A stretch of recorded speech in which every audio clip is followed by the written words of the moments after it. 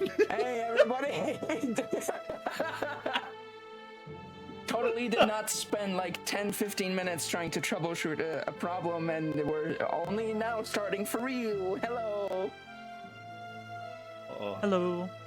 I'm going to be more scared of the stream that starts without technical difficulties at this point. At this point, yeah.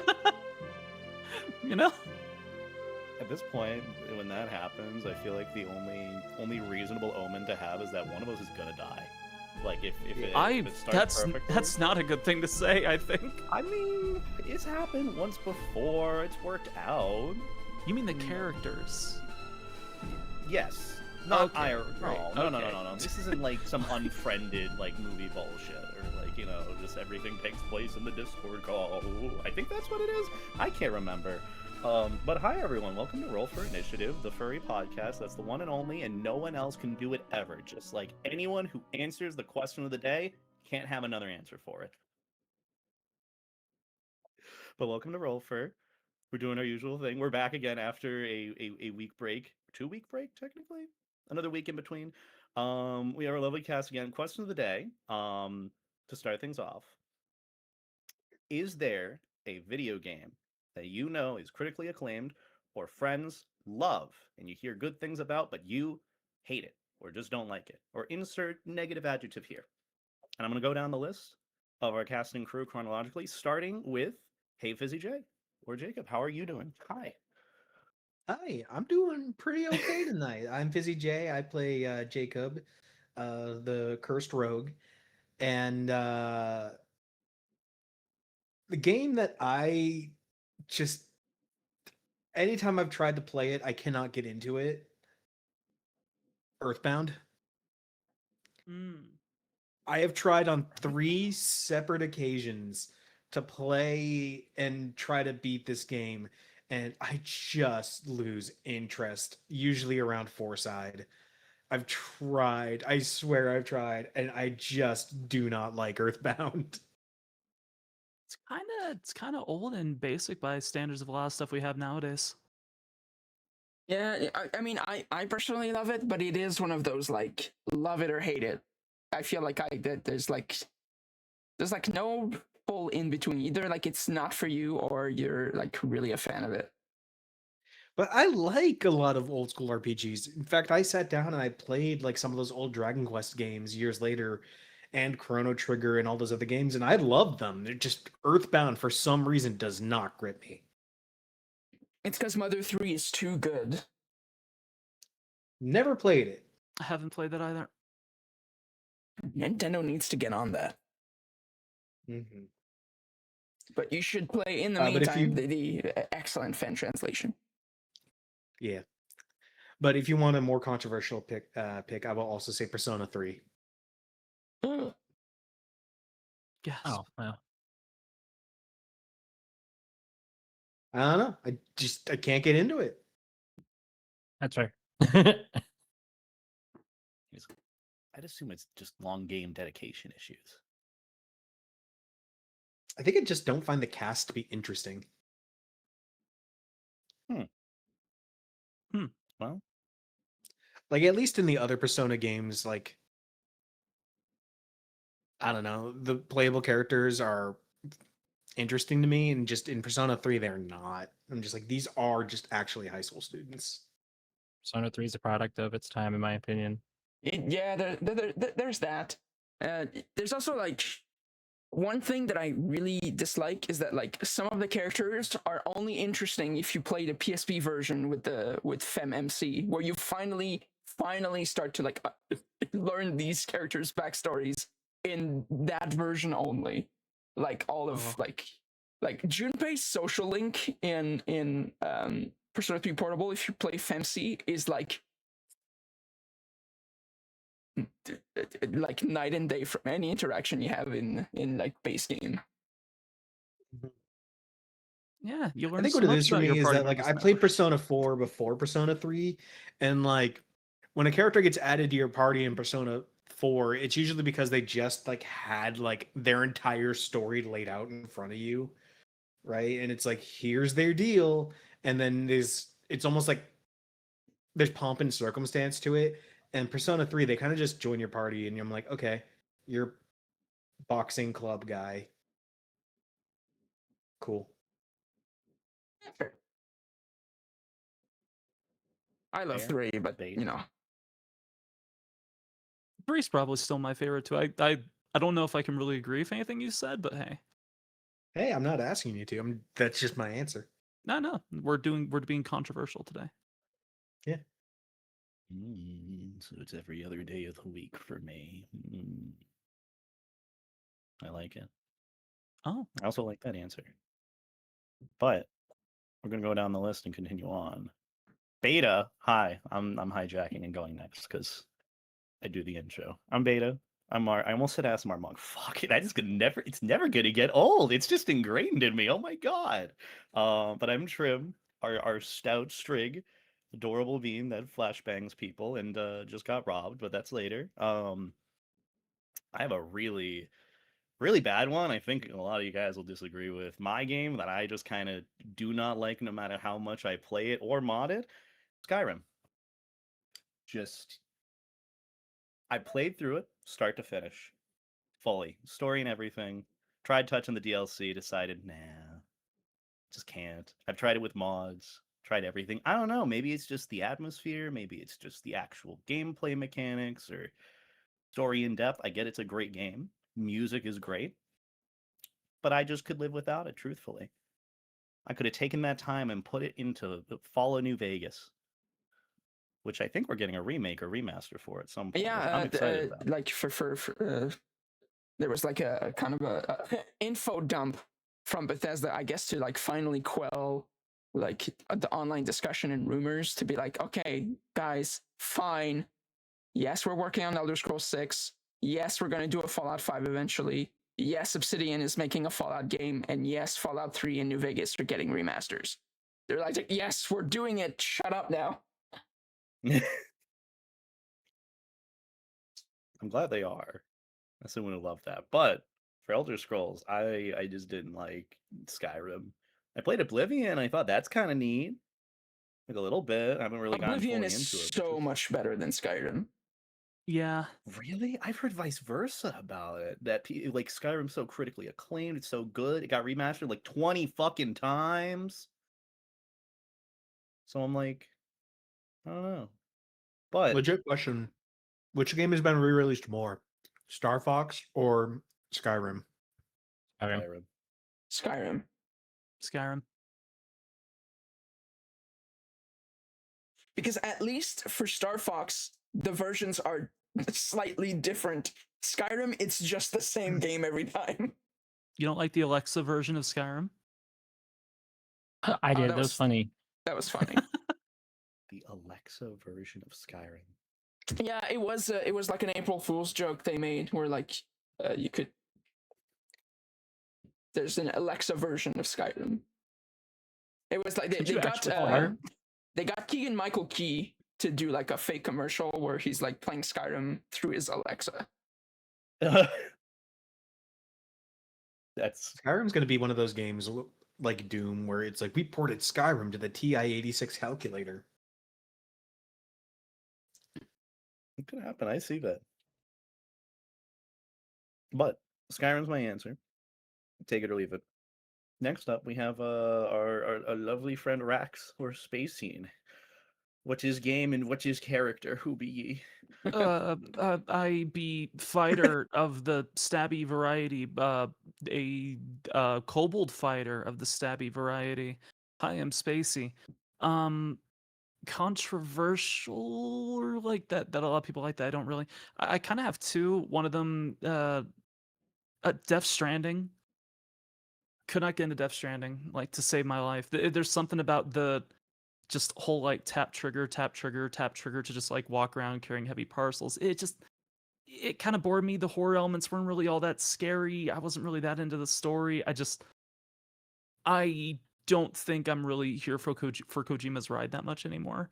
Yeah, And the one that has Oh, I was gonna say that's absolutely fair. I totally get it. But for me, Death Stranding was one of those games I played it when it came out, could not get into it, and then eventually I was like, you know what, I'll give it a second shot. And for some reason, like second shot around, something clicked, and I like played for like way too long. Maybe I gotta retry at some point, but yeah, I played also on launch, and I hated it. I could not, and there was so much hype surrounding it, and I was ready, and also the promotions in game with the Monster Energy drinks and everything, and like the TMC, it took me out so hard. The director's cut completely removed all the product placements. Good, it was stupid. So there's no more Norman Reedus chugging Monster Energy drinks. Turning his piss into monster on top of that. That's true. That was a mechanic. That is a mechanic, yes. Final Fantasy 14. Oh. I can't do it. I can't do it. I can't do it. It's so padded. It's so padded. It's so much. Go check the purple glowing bush, and a monster pops out. Beat the monster in the bush. Come here, talk to me. Oh, I guess you got to go all the way over here. Oh, no, you got to check out this purple glowing thing. Pray tell, return to the waking sand. It just never ends. It's like, oh, don't worry, it ends after Realm Reborn. Then I go to Heaven's Word, and it's still the same thing. Yeah, the story's a little bit better, but it's still the same thing. And it just keeps going. And I made it to like the third expansion, man. I made it to the third expansion. The one where it's the samurai is here now. I can't do it. I cannot do it. It's the one Final Fantasy I just genuinely don't think I'll ever finish, if it's ever finished. That's fine. Yeah. That is not the controversial answer that I thought you were going to say, but we can talk about it after. Okay. I still like 14, but I also will not disparage anybody that doesn't. It's an MMO. If you don't like the formula, you don't like the formula, you know? I'm glad you like 14. Yeah. And it's at least better than like World of Warcraft, where it was like, go collect 14 zebra hooves, and none of the zebras have hooves. Yeah. Like, I should be collecting 4 per kill. What do you mean they don't have any?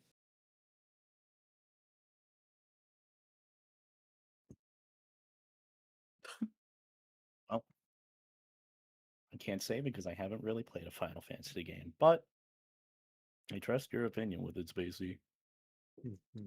All right, what's the first Final Fantasy game that we should get beta to play? Mystic Quest? I already played 13 Part 3, so, you know. Crystal Chronicles on the Wii. Oh.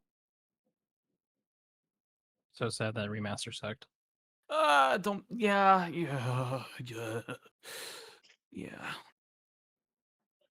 Oh, remember when we played the remaster?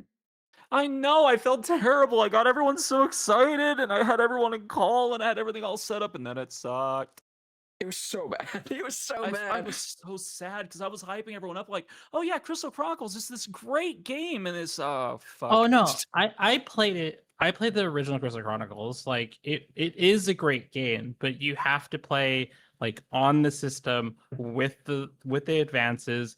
Like you got to be sitting in the same, like the environment of that game does not work on an online, and they didn't do anything to like make that experience like for an online game experience. They did nothing to save that game. So it was like, here we go, we ported the game, we didn't do squat diddly, and the controls are going to suck, the camera's going to suck, the controls and everything has not been updated for the modern sensibility. This is just a like low effort. We knew you were going to nostalgia buy you into the cross-platform functionality was like half-baked also, and kept like fucking up.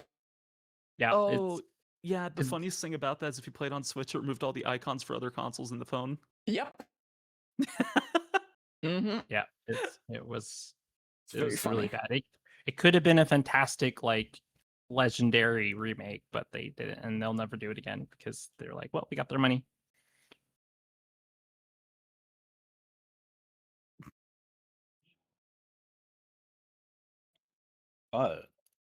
Next up, we have Keat or Aster. What's your hot take of the day for games? Hi, I'm Keat or Aster, your Vulcan Bard. I know we say that we're not supposed to say the same answer, but like our unspoken rules to not to, but it's definitely was Skyrim. Like Skyrim, I just can't get. I have Aw. literally bought that game like 6 times, like in the hopes of like, hey, I'll get past whatever the white hoof or whatever town, the first town that you get to. I'm like, maybe I've gotten like the Foos spell, like I've gotten like that's the farthest I've gotten was Foos.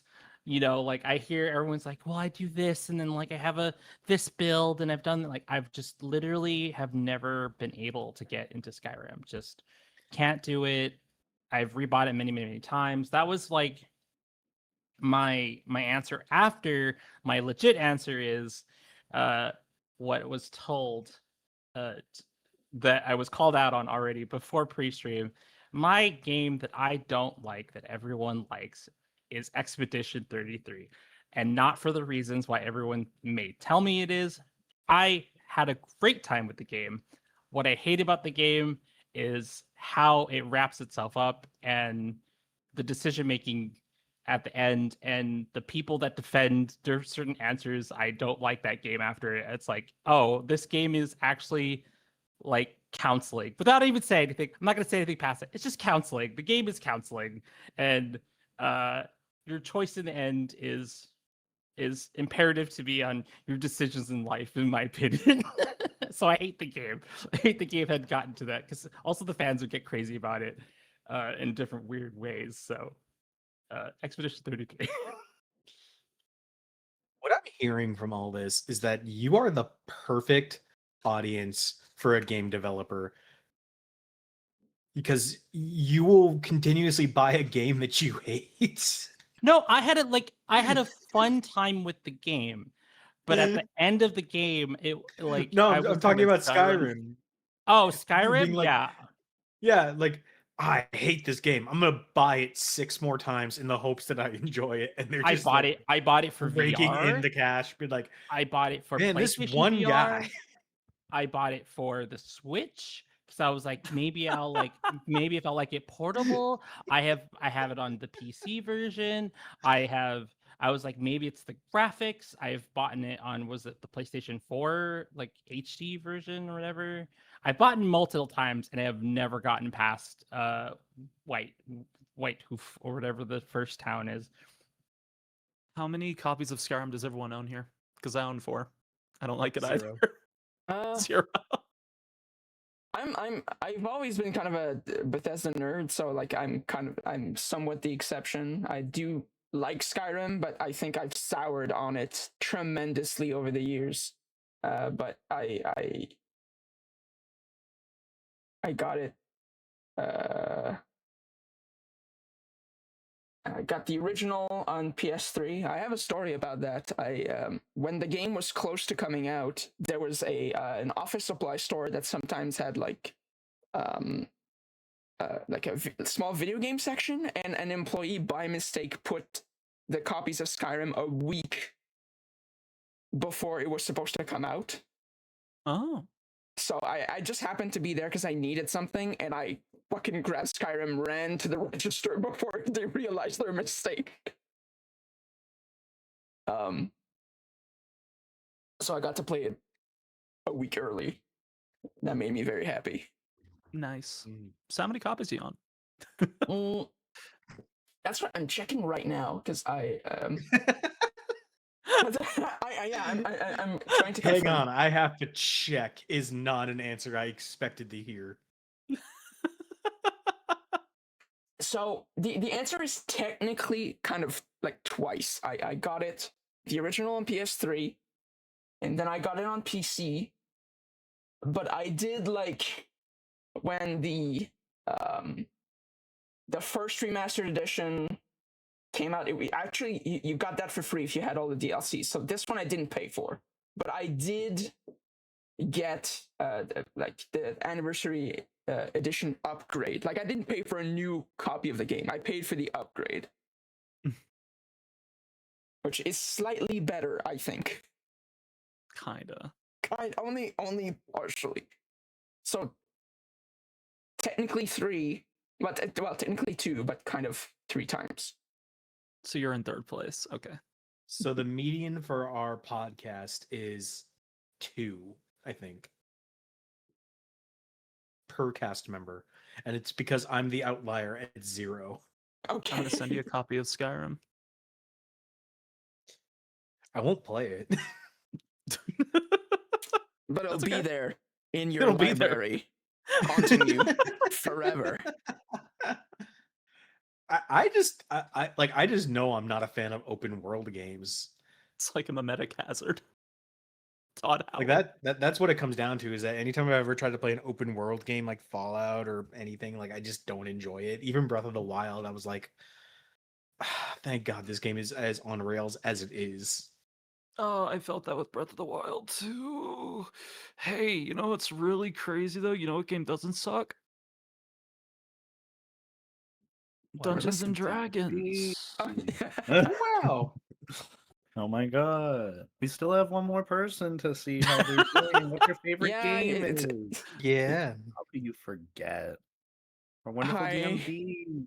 Hi, everybody. I'm Beeb the Robin, your dungeon master. It's who I am and what I do. They said the line. I know, I Wow. say it every episode. It's almost like it's not a big thing. I don't But, expect it. my answer to that question, it's kind of a general answer more than anything. It's any battle royale game. I just can't. I can't. Fair. Whether it's Fortnite, PUBG, whatever it is, any battle royale, I just cannot. Anyway, Fortnite is bad now, but any battle royale or any asymmetric, like Dead by Daylight, Yeah. Yeah. like any of those like asymmetric. There's a killer and 4 survivors. The Jason one, the like whatever it is, like any of those, I just cannot. Fair. So I'm guessing you would not enjoy playing Fear and Hunger Termina. That's. I get what you're 'Cause it- saying. But I get what you're saying, but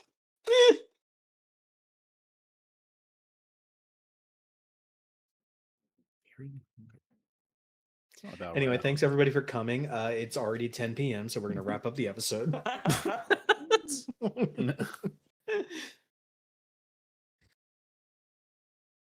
But I'm assuming that's where we do the recap now, right? That is.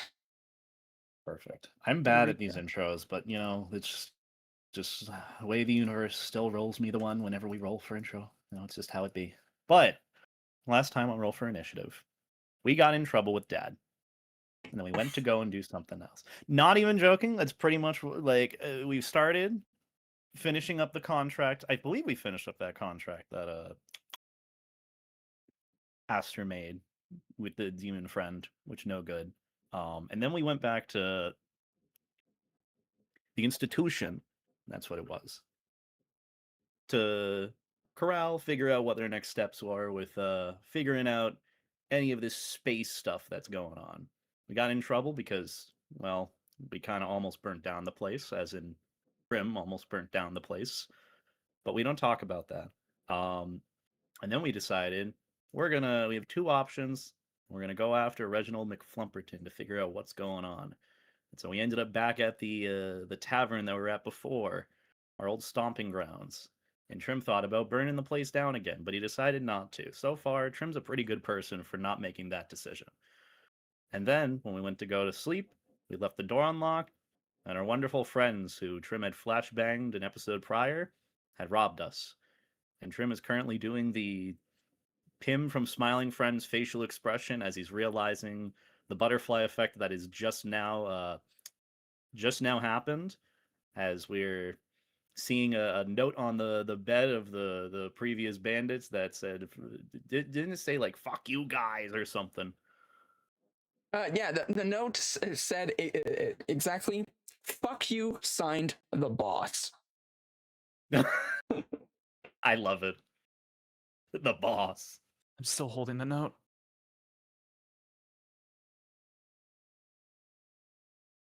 Trim is still like, wow, who are these people? And how could they have done this to us?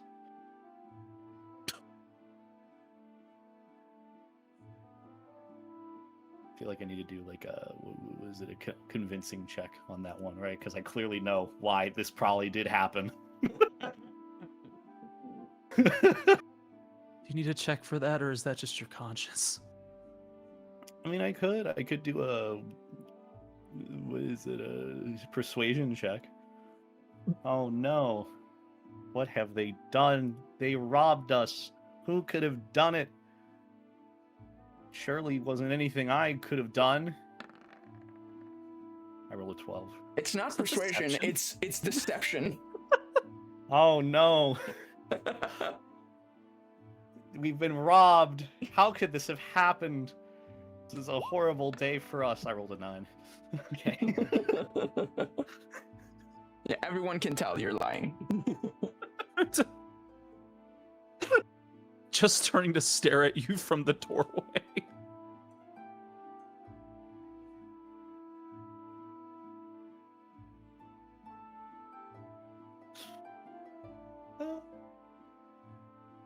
So, you find yourself the next morning, you realize that some of your money, not all of it, got stolen. And when you came to investigate the room that the boss and his lackey were staying in, all that was left behind was the note that said, "Fuck you, signed the boss." What do you do? Grudgingly put the note away. I'm keeping it.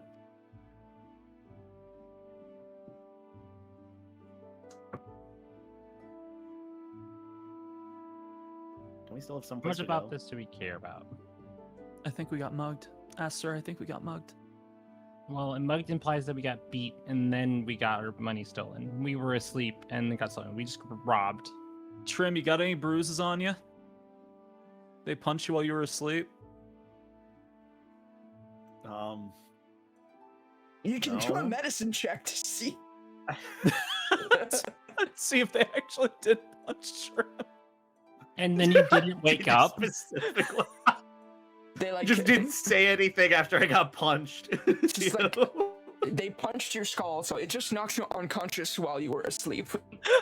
Just walking by and sucker punching Trim in the head while he sleeps, so he stays asleep.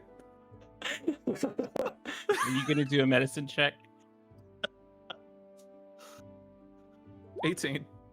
Oh, Yeah, you see that there is a light bruise on his head.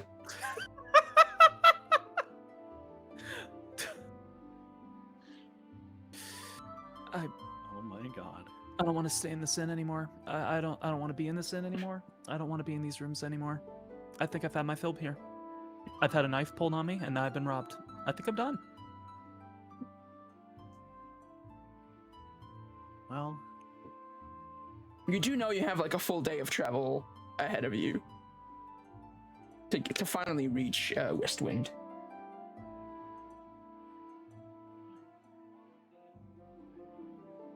you have a whole adventure ahead of us.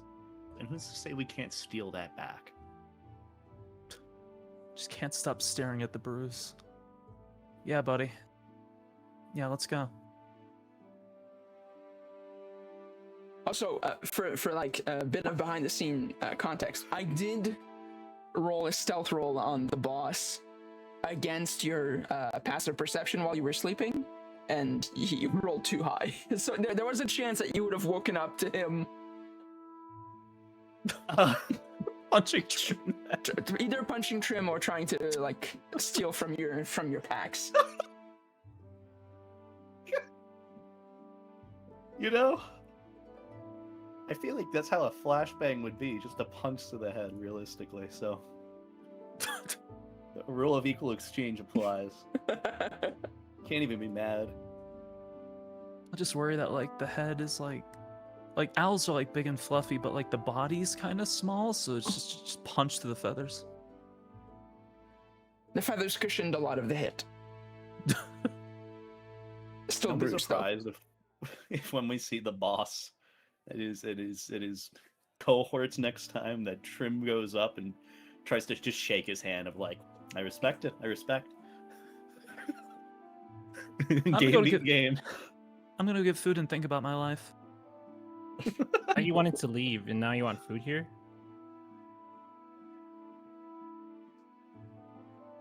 I think we need to eat. I don't. We do. It's breakfast. It's the law and jurisdiction on us needing to eat. I don't want to stay here.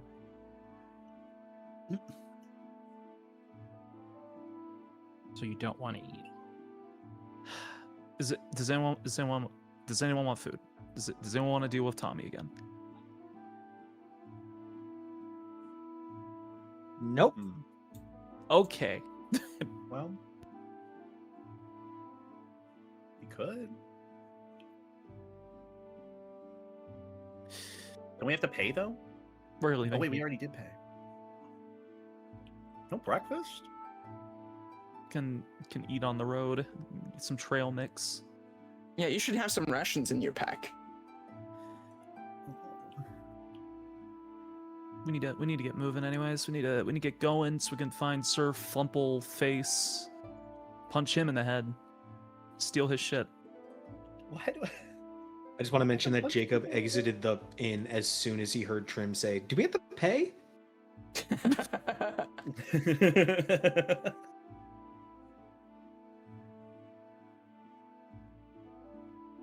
It's just the theme of this D&D campaign, gonna be punching people in the head. Is that it? All right. Yeah. Goodbye, chickens.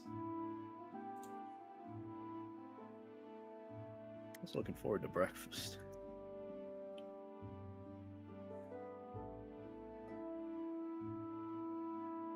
Maybe if we make it in time, they'll still be serving breakfast at the next place we go. Is Yeah. that's your ideal right now? Yeah, Yeah, like we you know can- how they do the cutoff of like past like 10:30 a.m. Oh, breakfast no longer being served. Can't get that hash brown you want. Oh, And then it goes yeah. sad. Yeah, I get what you mean. Yeah. But you might want to. Wouldn't it take us like a full day to get there? If it takes a full day, we can just rest there. We don't have to stop for a hash brown. We can just keep going. But you like hash browns. I do like how did you know I like hash? Okay, that's actually kind of a shotgun statement. I'm pretty sure everybody likes hash browns. But that's not the point. Well, if we see one, we can stop by a Him Tortons. A ham Tortons? Where God lives, yeah. Yeah. Did you guys hear that? The ham? I just heard like an angry voice coming from the sky for a moment. It must have just been me. That might be the ring on your hand. You might want to get that checked sometime. You checked it, remember? Yeah, I can't read shit. On the ring, I mean. Yeah, neither can I. So we should see maybe a official who's good at that, like a wizard, or in your case, maybe a Tell you fucking what. priest. Tell you what, you meet somebody that can read it, and we'll get it checked out. I feel like you should have more urgency over this than me.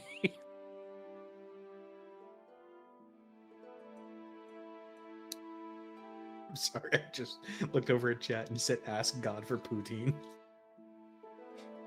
Oh Lord, give Poutine. I still have never had poutine. Maybe they have That's that at the Him Tortons.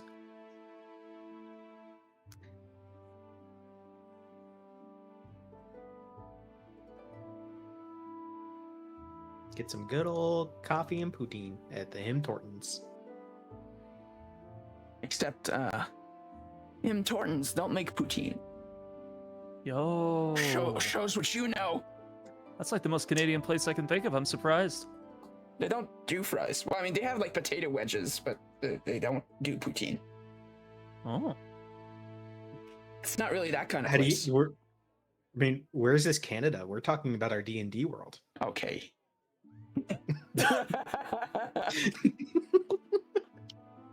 And the sky sighed. Just a little rain cloud appears over Jacob. Specifically only over him. Wow, that ring's really unlucky.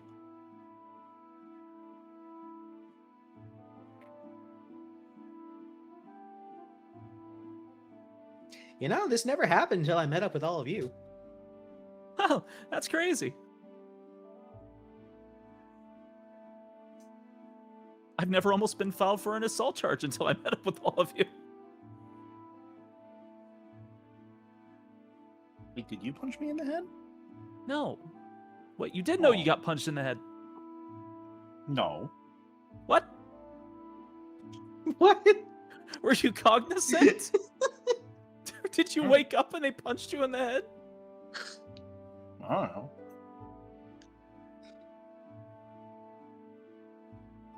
I'm just Right. numbing on rations. Might need to take him to a doctor.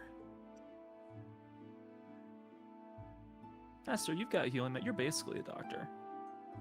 Mhm. Yeah. You just look inside his head later.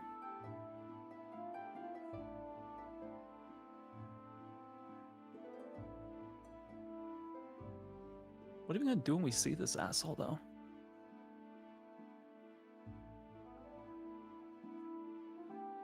McFlumperton? Yeah, sorry, I've been very aggro around this gentleman. What are we gonna do when we see this fine fellow? That's a great question. Should we actually figure that out? Try Probably. talking to him. I would like to not try to sneak around. So, be straight up and to the point. I can do that. Yeah, you can. Hold You're on. not Wait. gonna. Wait. Trim. Well, sort of. I mean, my dad knows him. I think. Oh, your dad? Oh, okay. I thought you were Seen him in suggesting we're gonna passing. flashbang him. No. Well, that's step 2. That's not immediately there. And don't worry, Reggie knows all about that already. So. So your dad would know somebody like the Flumper the face. Yeah, McFlumperton. Reggie. I mean, he kind of has to. I think. How so? It's a lot of very fancy gatherings. I was introduced to him once, and they're like, "Son, this is Reginald." I'm like, "Sup, Reggie?" Sup, Reggie. So you come from money then? I think so. Huh, Yes. No shit. Sometimes I like to forget that. You know, like enough money, enough problems. More money, more problems. You run away from the problems. Haha. Hee hee hoo hoo. Are you a runaway? I guess.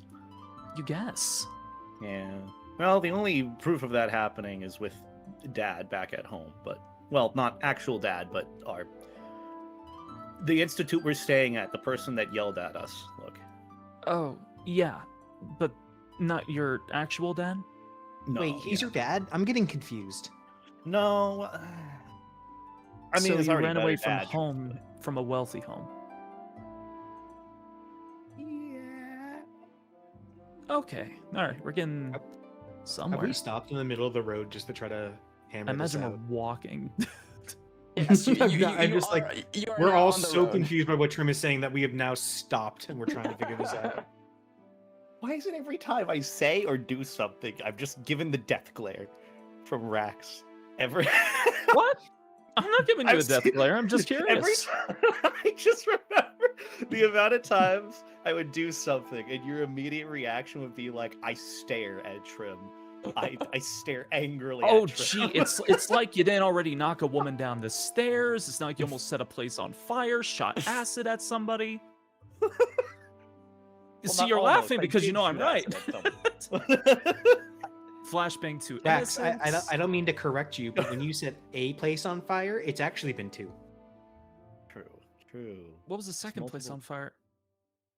Well, there was the inn in the original town that we met, and That then was there a was the inn back flashbang. there. What do you mean you set it on fire? What do you do? Okay, well, to be fair, with a spell like pyrotechnics, it doesn't really presume that it's going to be flashy, more just explodey and fiery. Oh my god. Pyrotechnics. Pyro, fire. But it's just a flashbang, right? We can test that again if you'd like. Maybe we shouldn't. In the woods. Maybe that would be a bad idea, actually.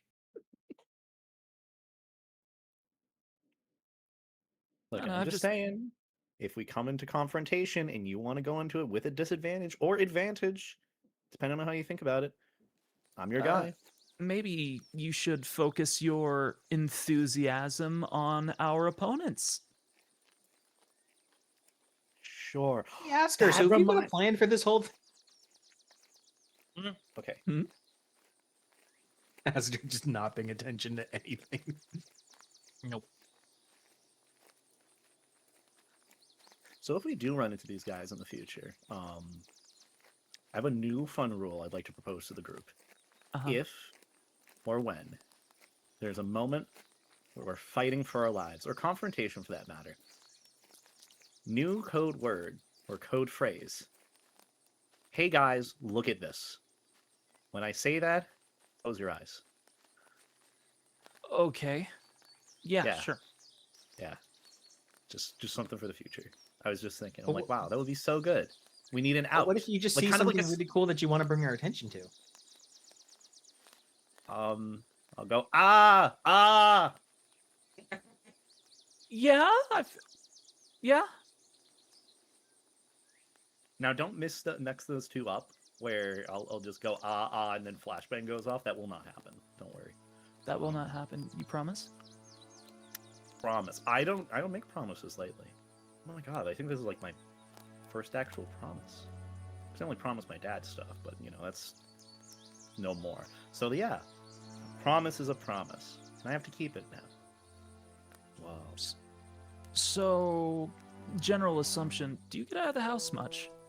No. Well, Oh. recently I've been all out, and that's pretty great. You know, it's pretty. When's breakfast again? In your hands, I think. Yeah. No. Yeah, But I'm sorry, getting we out got his now? hardtack. What about you? Do you get out often? Oh, all the time. Well, I traveled with my mentor for about a year after he took me under his wing. I served in the military for about maybe 4 years before that. 4 or 5, give or take. Whoa. So is your mentor a bird? Like me? No, How big are his wings? Were mine? Oh. big scaly guy. Was he a dragon? Kinda. Wow. Could he fly? like- Don't know if he can fly. At least if he can, I haven't seen it. He probably could, though. He's Cool. taken down Do you have dragons better before. wings than him? I'm pretty sure. He totally has. He your has mentor now? definitely taken down dragons before. Roark? Well, I think we're going to go see him, actually. Yeah, Does he know Reggie? you were told by Julius last episode that your point of contact at the Institute outpost of Westwind was going to be Rourke. Yeah. Thank you, God.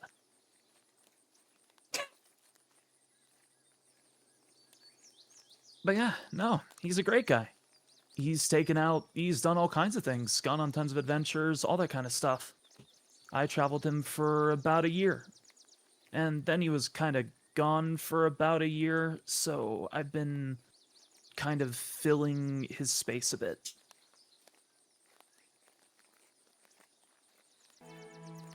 Aster, Wow. do a history check for me.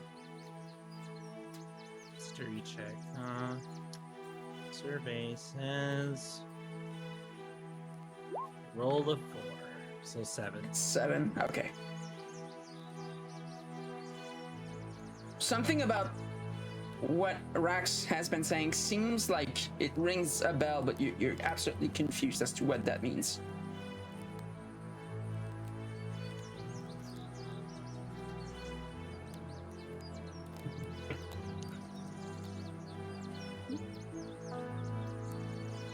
But yeah, We should be meeting up with him. Oh. I wonder if he knows Reggie. Probably not. He might. I hope not. I would hope so if we're going to meet up with him. For this thing. We shouldn't call him Reggie, I assume. No. Well, he actually prefers it. He prefers being called Reggie. Yes. Like an insight check that. Well, then we better not call him that because that would be a sign of respect. This is not the flashbang thing. Huh? This is not the flashbang thing of like, hey guys, look at this. This isn't one of those things. Listen. Close my I'm eyes. already closing my eyes. Oh my god. You said the thing.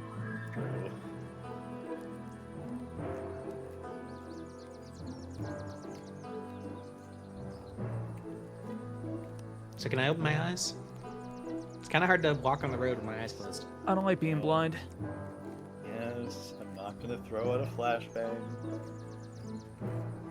Maybe you should say something like flashbang when you're going to flashbang.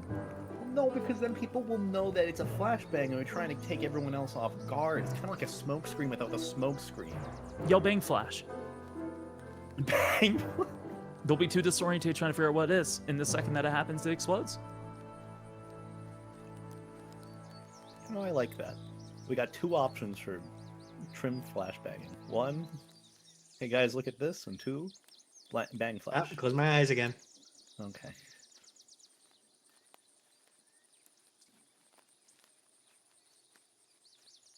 I'm not throwing a flashbang, Jacob. Cutting off Aster's name. Aster, you doing okay? Yep. Yeah, just thinking What you thinking about? how we're gonna proceed. Do you have any ideas? A couple. Like we could take the direct approach. Just ask about the helm, or not direct approaches. Find some other sources of information. We'll have to see what we have when we meet up with the Institute outpost and get a hold of your mentor. I'm Maybe okay he with has asking them. ideas. Or yeah, of course.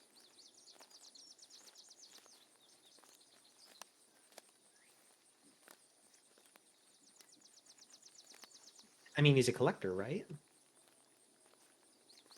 Reggie? Yeah. Well, could always just trade him something. I don't know if we have anything he'd be interested in. Well, that's why we go find something. I mean, you're right. You have me. We're not Kinda- we're not trading you. You could. No, that's not what I'm just saying we could always ask him if there's something that he wants, and we'll get it in trade. Right. I mean, yeah, I suppose so.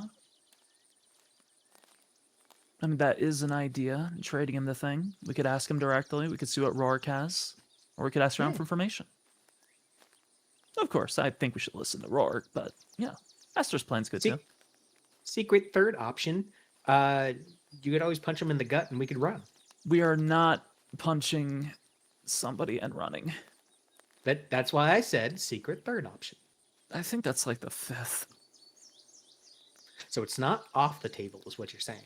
I'm saying I don't think we should consider it.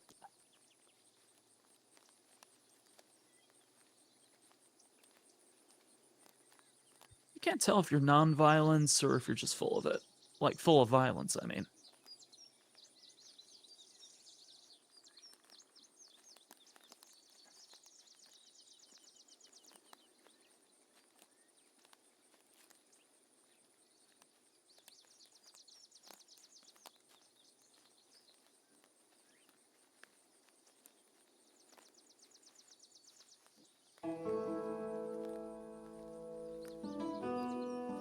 How close are we to the thing?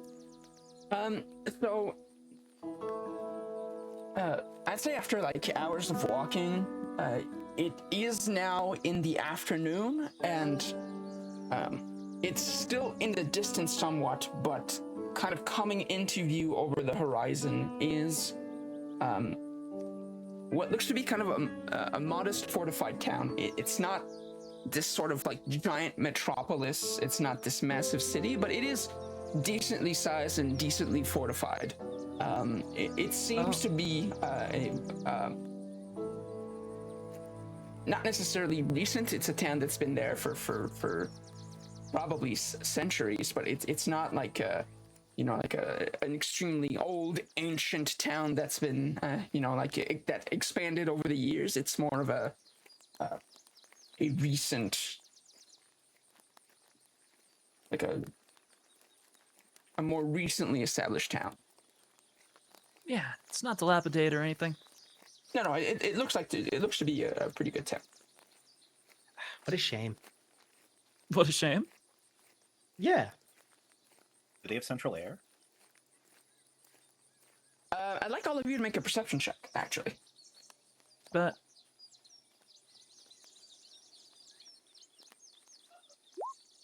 Nat 1. Let's go. natural 20. A 7. Perception check. 10. Okay. Aster, I mean, everyone's too distracted by whatever conversation they're having, but Raks, I guess because you're paying a little bit more special attention to the town coming into the horizon, you notice that, like floating above the town are balloons. It looks like the town is, like, even from a distance, you can kind of tell that the town is in the middle of some sort of festivities. Oh. There's a festival going on.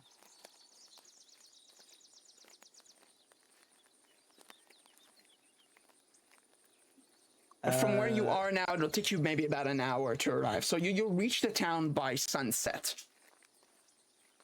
Sounds good.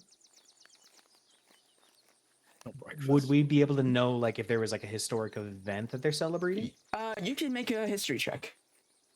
Can we all roll for that? Yeah, absolutely. Okay. I have a 19. 19? Roll a 9. History check. I got didn't go? Okay. Give me one moment. I got a 5. 5. Okay. I'll say for Raks and Jacob, no, there's no, as far as like you try to rack your brain of like historical events or like cultural festivities or any sort of like a big holiday, and nothing comes to mind. But you have heard that the past few years there's been some sort of event in Westwind, but what exactly that is, you're not quite sure. But it's some sort of very recent annual thing. What? Jacob, you interested in checking it out? Yeah, I'd love to. All right, talk amongst yourself for a second. I'll be right back. It reminds me a lot of when we used to celebrate Dryad Arbor Day. Celebrate what? A Dryad Arbor Day. It's when you would go out and you would plant a tree that will become a dryad. Are dryads the things that try to kill you? Yeah. And you plant them for... I mean, somebody's got to plant them. I don't know. That's like Fae, right? Like from, magic places. I feel like that's a bad idea. Oh, no. No, not at all. Mm-hmm.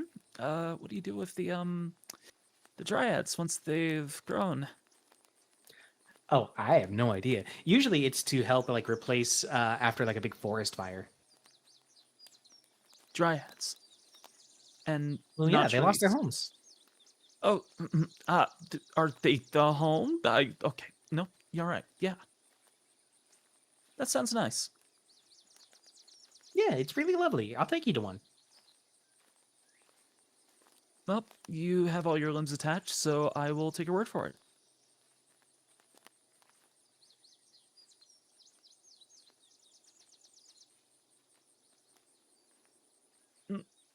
Oh, spine, reattaching, everything. Ah! You okay? Yeah, just cracking my back. Don't mind me.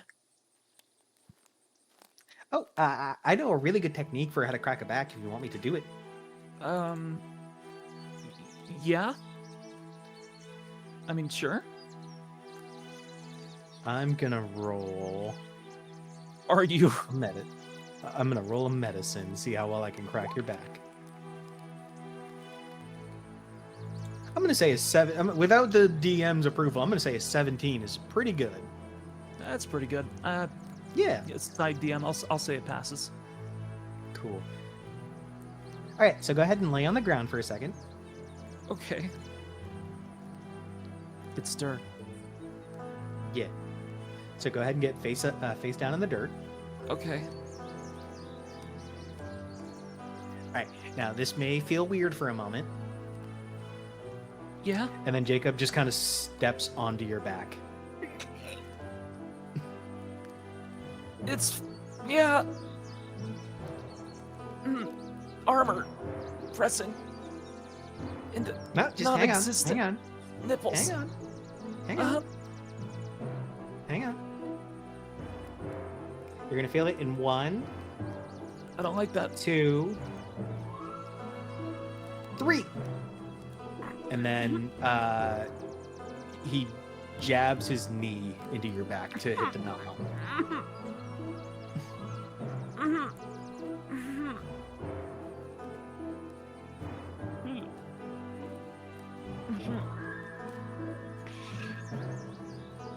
Thank you. Jacob. You're very welcome. I don't want to move.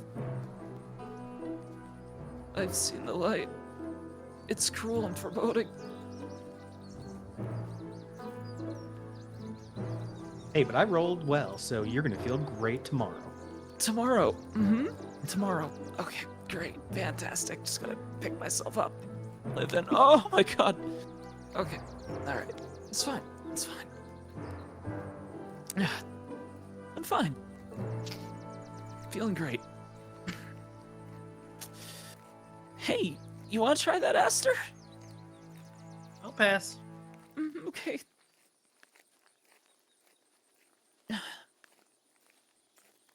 So, where did you learn that, Jacob? Oh, from nowhere. I just kind of assumed it would work. You did you? Okay. Great. Fantastic.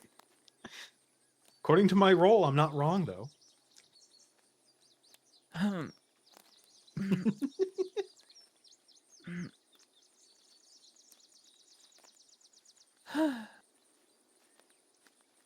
Sure is taken a bit to walk to the place.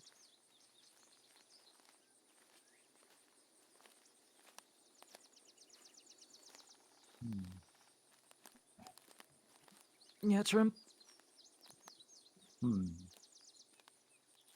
So are we good on calling him Reggie? I don't think we should call him Reggie. I mean, you guys can call him whatever you want. I'll call him whatever I want, which will be Reggie. Do you have that kind of notoriety? No. No. I'm back. What do you mean no? What about your dad? Oh, look, God's back. He's talking to us now. How you Okay. doing, God? Hi, God.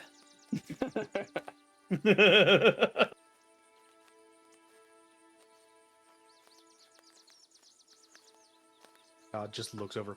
Why did Jacob roll a medicine check? Yeah, why did Jacob roll a medicine check? No reason. Don't worry about it, God. We'll find out tomorrow. Yeah, I'll find out when I rewatch the episode.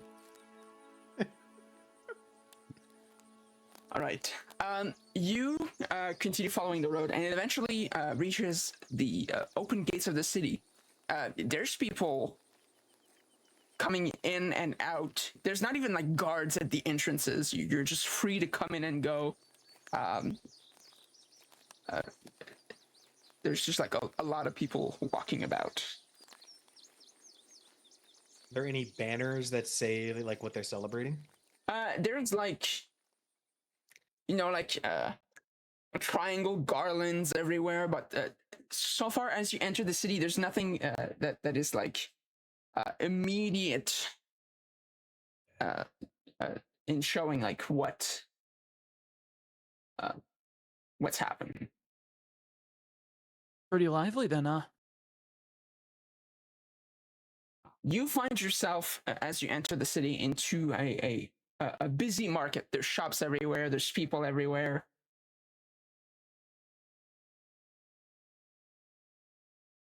Just want to double check with you, Beeb. Did you put up the correct background? Because it looks like this place is on fire. No, there's just like a food stalls. It is the correct. Oh, okay. background. There's just a lot of black smoke. Then okay. Yeah. There's just it's extremely busy. There's stuff happening everywhere. Okay. The celebration of the Again, fire, where they just light the town on fire. The town is the town is like very modest. There's not. It's not like a rich town. It's Black smoke. I don't see any black smoke. there's white smoke. Oh. I'm looking at the Twitch Animated stream. background. Oh.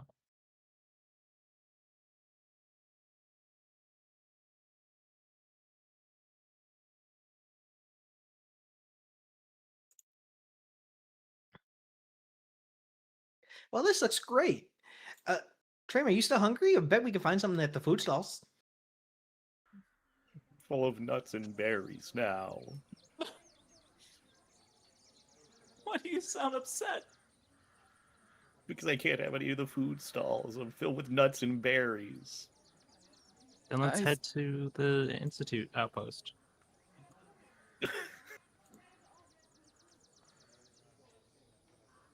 I assume Well, it's we the could stop big- there and then check in and then go check out the festival. Yeah, I'd be down for that.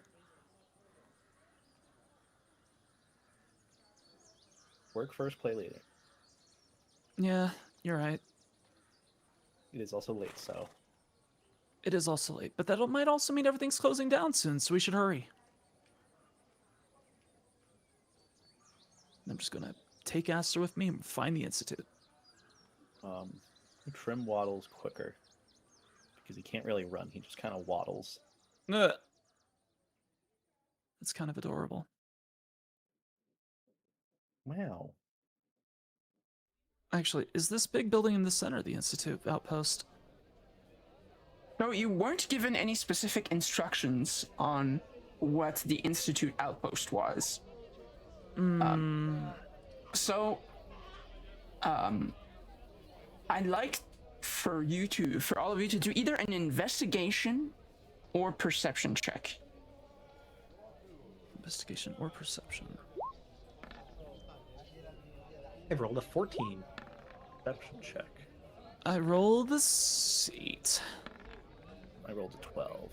Let's take so 14. Okay. As you're walking through the streets of the city, you're kind of looking at businesses, grocers, armor smiths, bowyers, and everything. You don't see anything that really screams Institute outpost. However, Jacob and Aster, you're the first one to notice. This is something that I forgot to share earlier in the campaign, so I'll share it now. But the crest of the Institute that most of the guards wear, it's on some of the banners at your home fortress. The crest of the Institute is a blue and gold shield with two crossing keys. I'll show you. It's extremely simple, but this is the symbol of the Institute.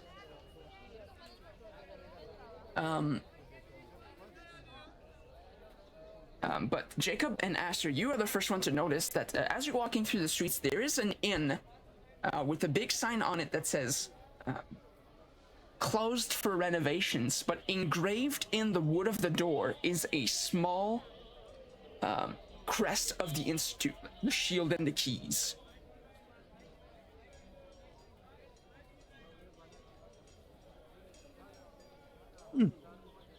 Right. I think Jacob would point it out to the rest of the group.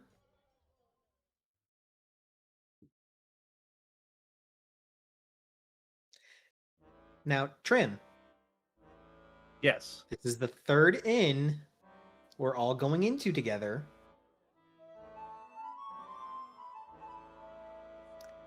Don't worry, I know the code word.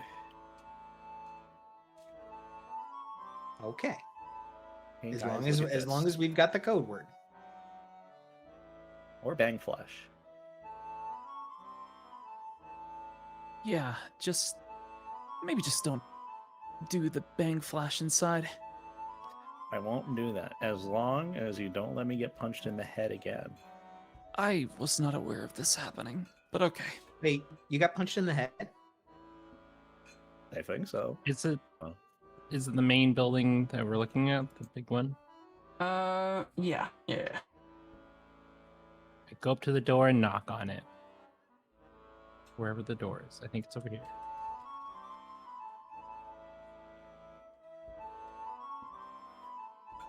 So just spawning you on the next map. I'm being sucked in.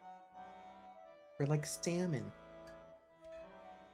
Yeah, you knock on the door and you can tell the door's not locked. It kind of swings open a little bit. Hello? And I step in. Okay. I enter alongside. You enter the main room that you enter in is a sparse tavern. There's 4 or 5 tables.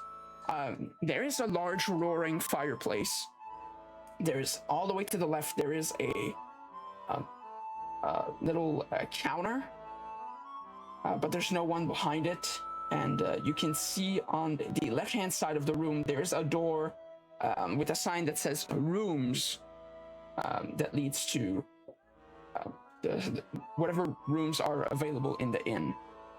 But your attention is immediately grabbed by the figure that is standing in front of the fireplace. Its back turned to you.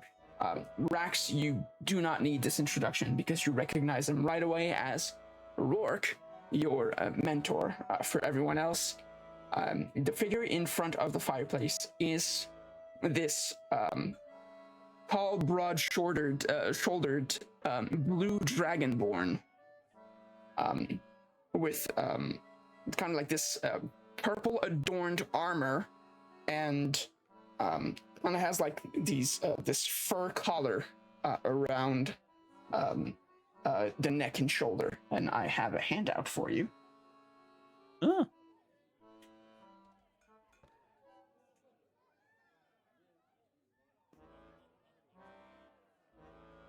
So handsome.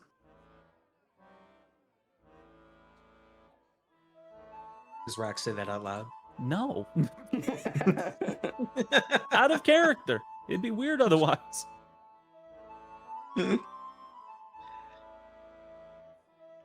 He's your dad. Not really. Rourke! He turns around and faces the group, and he looks at all of you with like this intense, stern look for a few seconds, and a few seconds after, that demeanor just completely fades away, and he opens his arm and he's like, "Raks, it's been so long." He runs up and hugs him. You've been gone for a year. What have you been doing? Yeah, he hugs you back, and just like in like the grab, you feel your feet like lift off the ground a little bit, like a few inches, and then he puts you back down. Shakes his head a bunch. I don't think I've ever seen Raks so happy to see someone.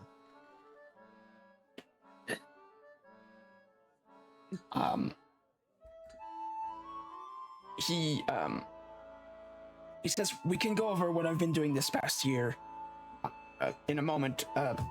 Everyone, come on in. He kind of gestures everyone to kind of come closer. Have a seat if you want. And you notice that at one of the table, there's like mugs of ale already poured. There's plates with like there's empty plates, but there's bowls of food at the center of the table. There's a plate with pork cutlets. There's a bowl with like a nicely prepared salad with tomatoes and feta cheese and a nice dressing. There's some steamed vegetables in another. Feta cheese. Poutine? Oh. Oh.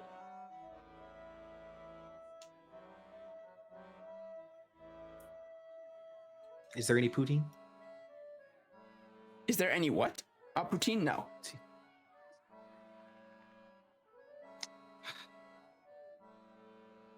Trim, are you just staying outside? I've got to get you guys to a Him Tortons I'm eventually. paralyzed at the thought of feta cheese. Hi. Uh-huh. Hey, is this your dad? No, not really. No. I was his superior in the army. So you're Yeah. his dad. No. Oh. So you definitely know why we're here then. We're on business with the Institute. So am I. Right, yeah, right. With the, flumper face guy, Reggie. Yeah, his face Reginald sours. McFlumperton.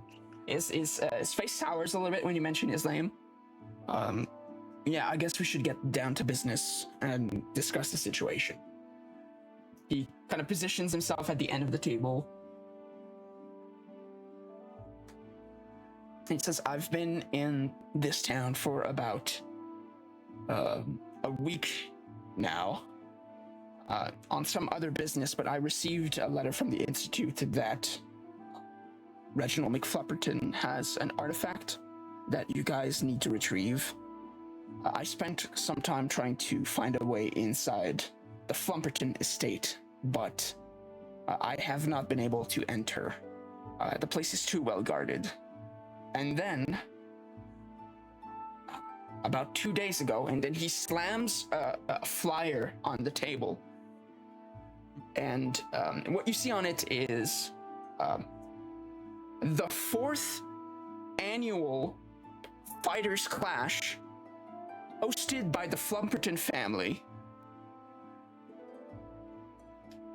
Winner gets a prize from the stars. Competition? Apparently, in Westwind, every year they now host a tournament for fighters to show up and compete for various prizes. The first year was a lot of money. The second year, from what I understand, was this powerful magic armor. But this year, all we know is that it's a prize from the stars. And I can only gather that it must be the helm. Oh, I get it. You want us to compete? Yes. I would enter myself, but I can't. Long story, but You'd- I got injured on my last mission. I'm okay, but I'm still healing. Oh, understandable. You know, I have a good technique for getting knots out of backs. Don't let him do it. Well, that's not the problem I'm facing, so I'm thank you.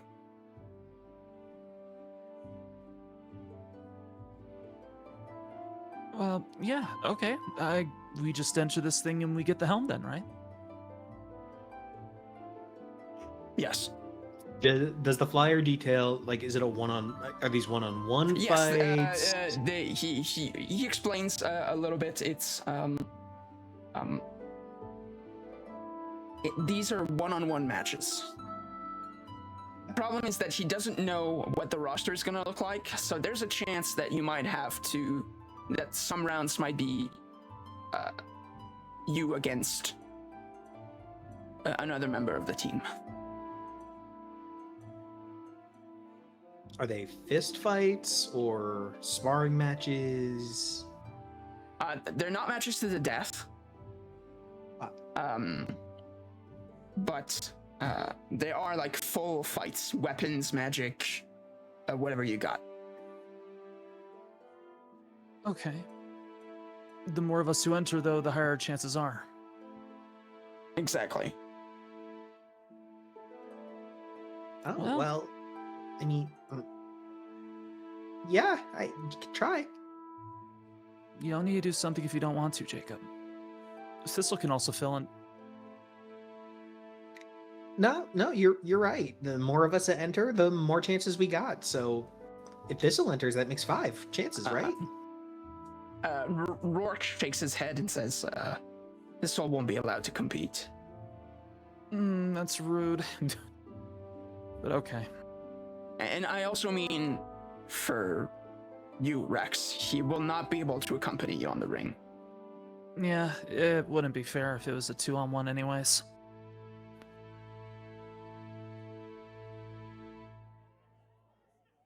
Well, I mean, I'm down. I don't see us losing anyways.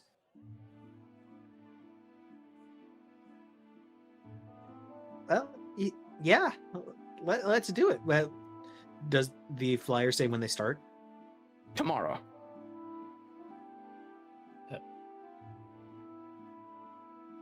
And Just Rourke kind of says, I've eyeing already over. taken the liberty of entering you all. Oh, Oh, okay. well, that's perfect. Yeah, he's your dad. Just staring over. Dad. You're my dad. Boogie woogie Woogie, woogie. woogie, woogie. Okay. Well, we have a night to get ready then, so it's already the afternoon. We could, I don't know, if there's any festivities going on, we could kill some time before bed.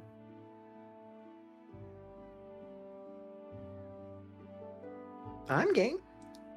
Sounds like fun. You think you'd be up for it, Rourke? I appreciate it, but I am gonna have to rest. Oh, I understand.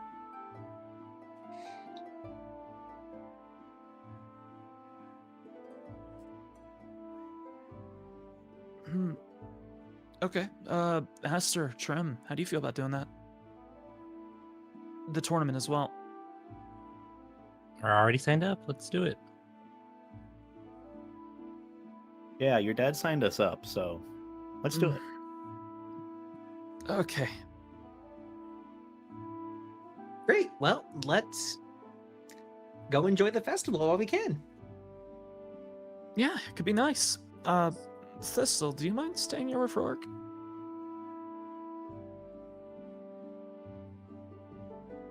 Thistle kind of runs up to Rourke and kind of shifts his weight against like Rourke's side, like you know, like, kind of like a cat brushing against someone as it passes.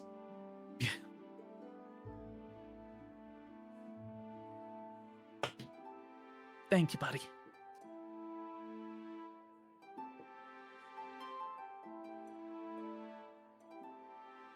All right. Well, I guess we'll be back here when it's night.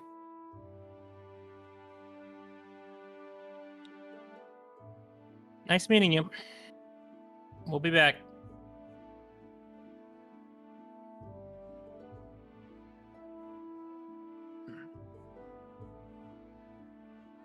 Said he was too injured to fight.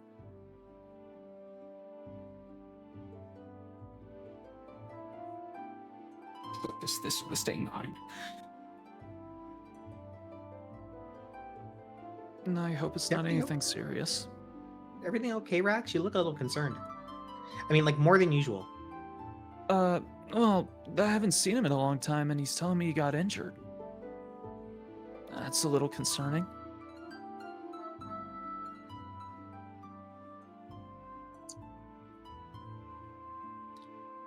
You think it's more serious than he's letting on?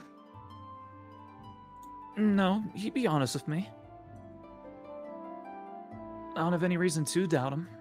Just, I hope he's okay. Well, it sounds like he would tell you if something was serious. So he's probably going to be okay. Just maybe need some time to rest up and heal. Yeah, that's probably just all it is. It's just, you ever not see somebody in a long time and you come back only to find out that they're not doing well? It's just, I'm just freaking out. Don't mind me. I'll be fine. Well, it could be worse. Ask I'm your sure you could list the backhands. ways. Jacob in the back of the head. That is not what you say. Well, I'm just saying, you could come back from a year-long Just kind of adventure reaches and- over and closes Jacob's muzzle, just like with one hand. Like, hey, let's look at the festivities. Let's see what they have here. Okay.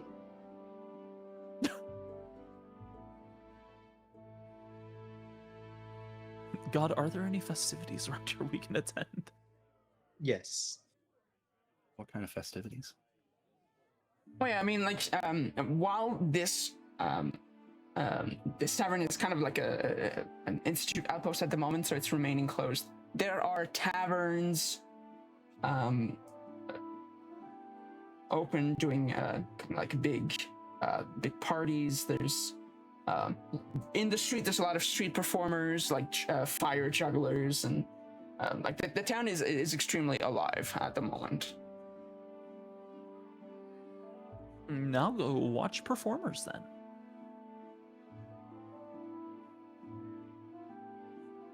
Aster, maybe you could do a performance. Aster's just lost in thought. What? Well, it is a festival. You could partake if you want to play music for anybody. Sorry, I was in thought about. I play music at the festival. Let's just enjoy it. It's okay. Yeah, you're right. It's best if we take our time and relax.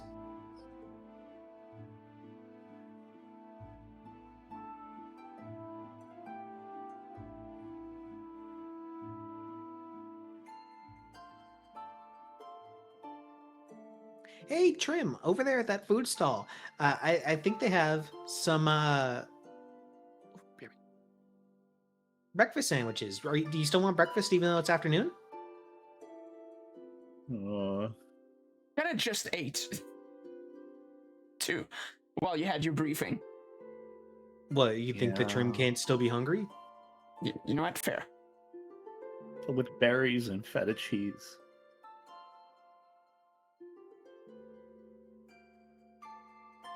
Trim's feeling like a charcuterie board right now.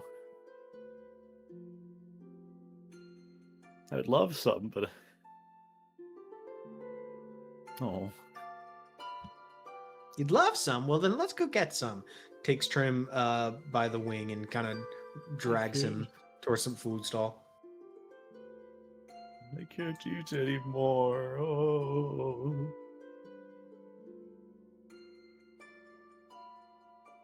Whoa.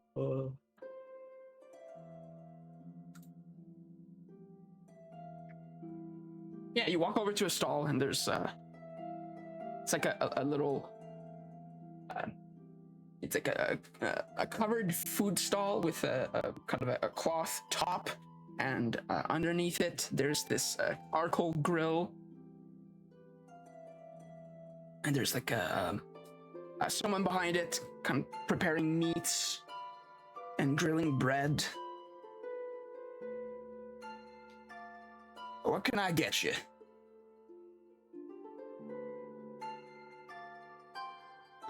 DM, can you list all of the options that they would have?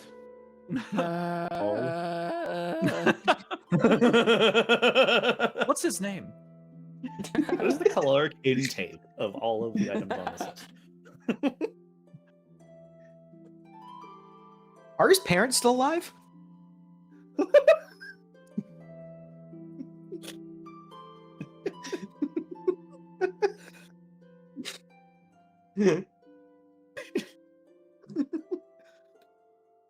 Oh, No. I'll have.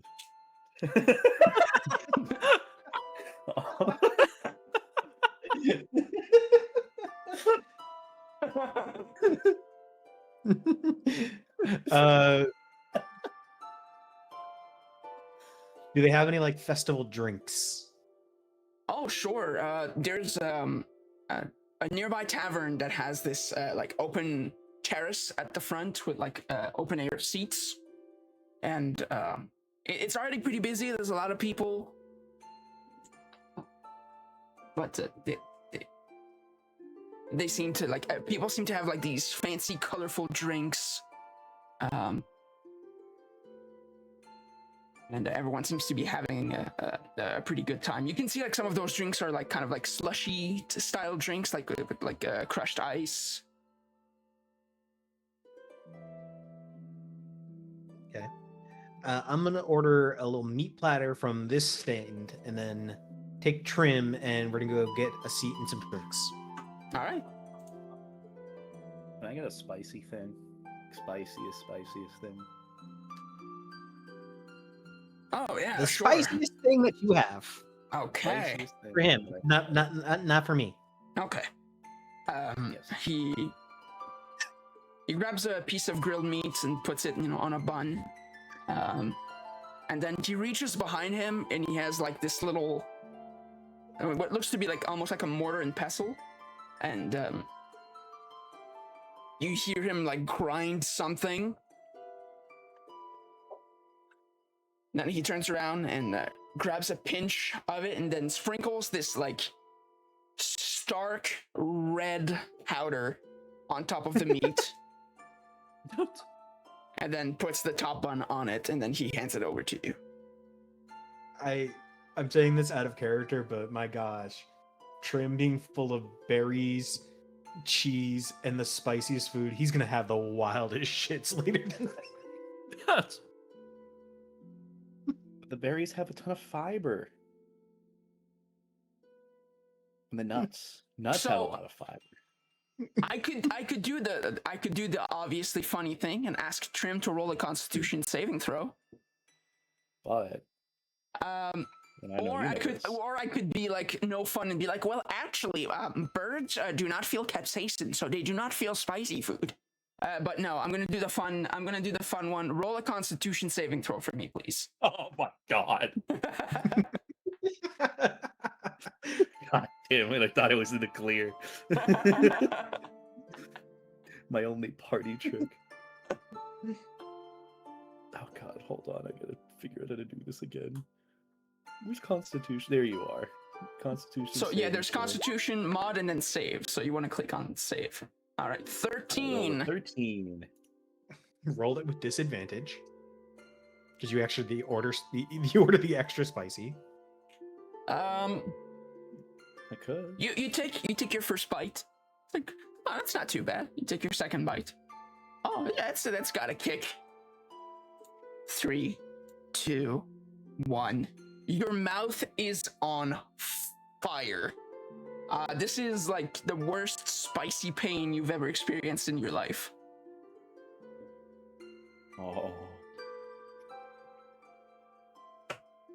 Oh no. If this was a cartoon, you'd be spitting flames right now.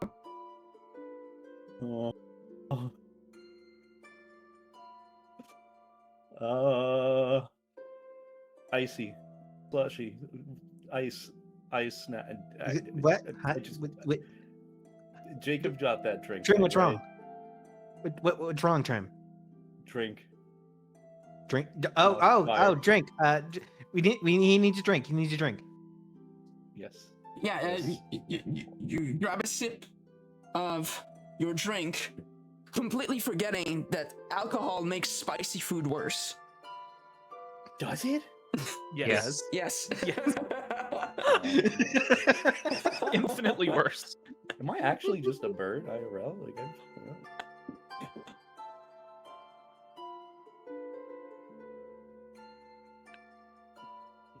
Yeah, for spicy food, water is one of the worst things you can drink.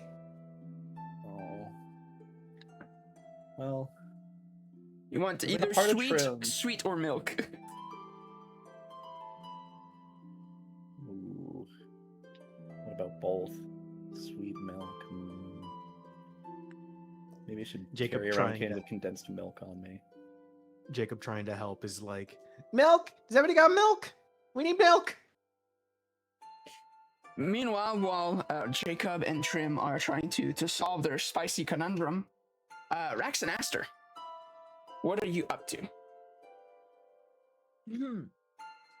Well, Aster, would you want to go watch the performers? Sure. Okay. Haven't really been on a festival before. Not a long time, anyways. Oh, they're fun. Depends on the festival, though. Yeah. What kind of festivals have you been to?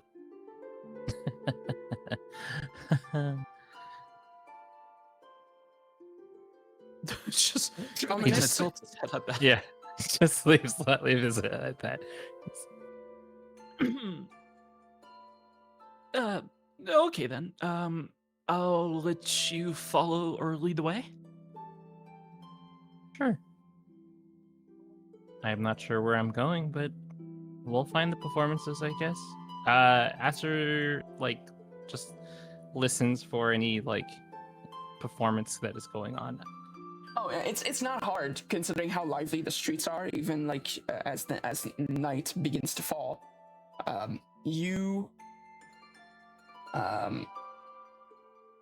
there's kind of everywhere, just close to where you are. There's someone doing some fire juggling with some torches.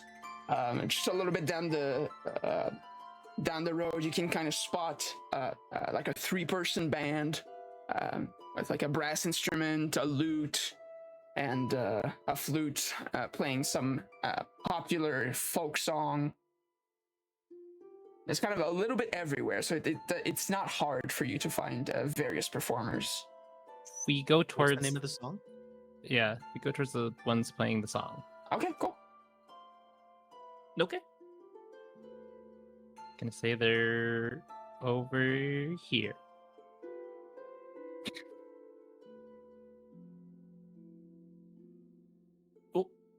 Yeah, sure. Fell into Sorry. the tent.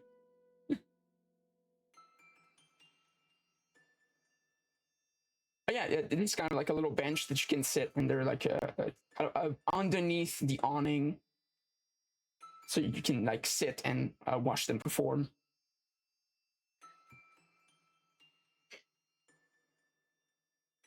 It's nice having moments of quiet like this, isn't it? Yeah. Gets you lost in thought, though. That's true. But you don't have to worry about fighting. You don't have to worry about anybody getting hurt. You can just enjoy yourself for a little while and see everybody else and what they do. True. I'm sorry, by the way. Oh. It's okay.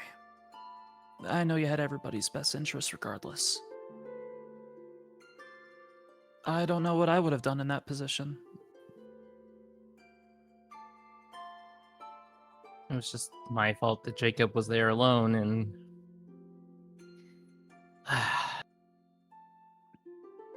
These Mm. kind of things are easier when you're by yourself. When you're responsible for other people, that's a whole different story. Yeah, I definitely get that. Um, it's not the easiest when you're put in charge of people like that. So it's understandable if something goes bad every now and then.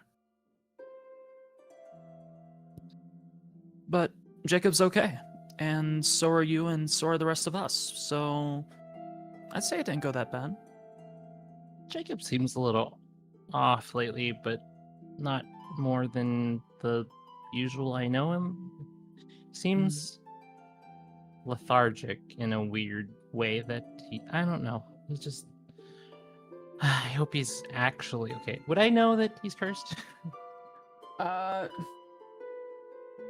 there hasn't been any sort of situation that showed the effects of the curse. Like he's maybe just slightly We're just- like I rolled pretty high on my the Rixasha. Like, would I know that they? that's have- true. You did roll extremely high. So I'm gonna say that yes, you do know that in certain cases their attacks are known to have like nasty lingering effects. Okay. Yeah, Rex. Sasha don't play nice, and it can. The body doesn't do well. Seems to be fine, but I'm a little worried that something's going on. But nothing's come up. I just don't want to. He was really scared, Rex. I know. He doesn't really look that comfortable, honestly, now. I'm okay with him sitting out of the tournament. I don't want him to sit there and do something he doesn't want to.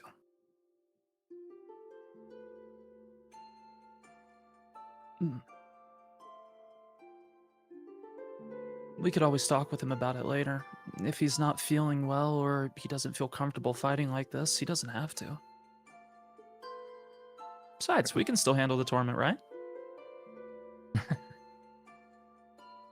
You trust my blade that much? I'm more a performer more than a fighter. You've seen it. Well, even if that's so, I still trust you to have my back. You helped me out in the woods with all those plans. True.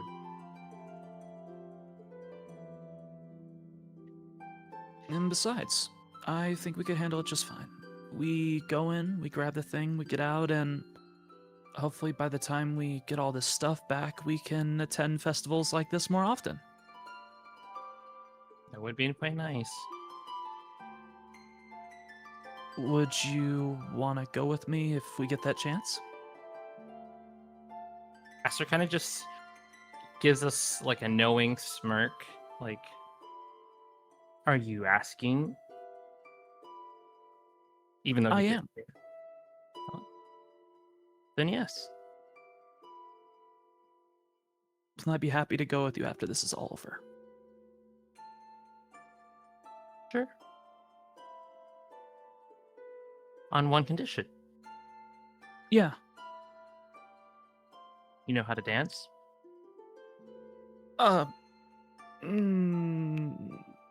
No. Then are you up for learning? Sure. One lesson. That's all I ask.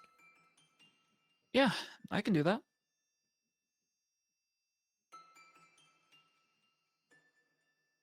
It doesn't seem like it'd be that hard. I mean, you move your body all the time when you're fighting, so it's probably the same thing. I mean, you're a good fighter. Thank you. It's kind of the only thing I know.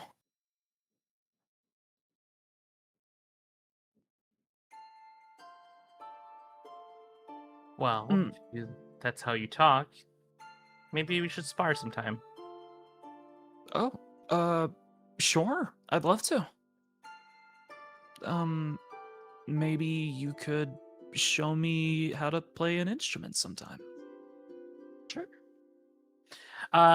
Is there any wooden swords around? Yeah, Yeah, sure. There's like a stall that sells like various like entertainment things for kids, like bubble blowers and like the Wooden swords. yeah, wooden swords and a Swords. bunch of like other stuff like that. I'd like to purchase 2 wooden swords. Okay, yeah, they're like 2 copper pieces each. It's not expensive. They're like Okay. crudely made. It's like it's basically like 2 wooden planks like nailed together in a T. It's not like it's nothing fancy. Okay. I throw one to Raks and I say, "Your lesson starts now." And I would like to like playfully lunge at him in a way. Okay, make an attack roll. In which let me take a look at your character sheet for a second.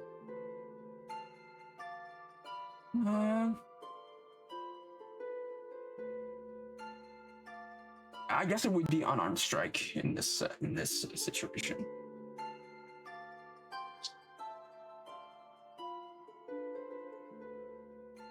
I rolled a 19, so 22. Okay. You deal just 1 point of damage. We're doing this right now?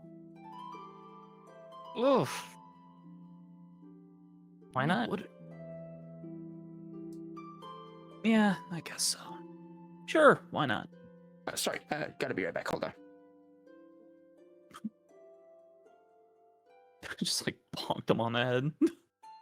Playful bonk, you know. Just, Playful bonk. it's more of like a jab, like a playful jab, like a because he doesn't repair, so he's going Yeah, for the I get point. you. Like poked him in the side then. Yep, enough to let him know, like, come on, let's go, but not enough to like seriously hurt.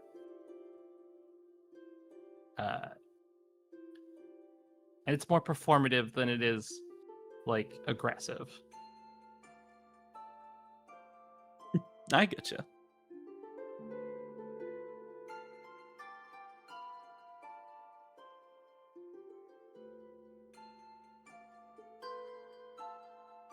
While you two are play fighting, just on the other side of town. Milk! That's Still trying to resolve this situation. the way You don't Trim was have- reacting reminded me of the one girl from Bob's Burgers, the teen. Yeah, I forgot her name. Tina? Tina. Tina remind me of Tina with just that oh.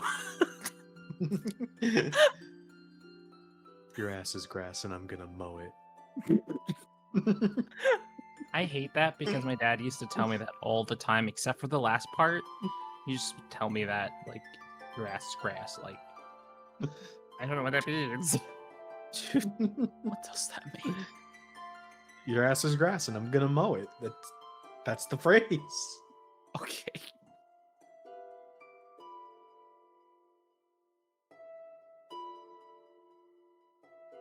I genuinely have never heard the whole phrase. I've never heard the whole phrase. I've literally been told that by my dad, and like,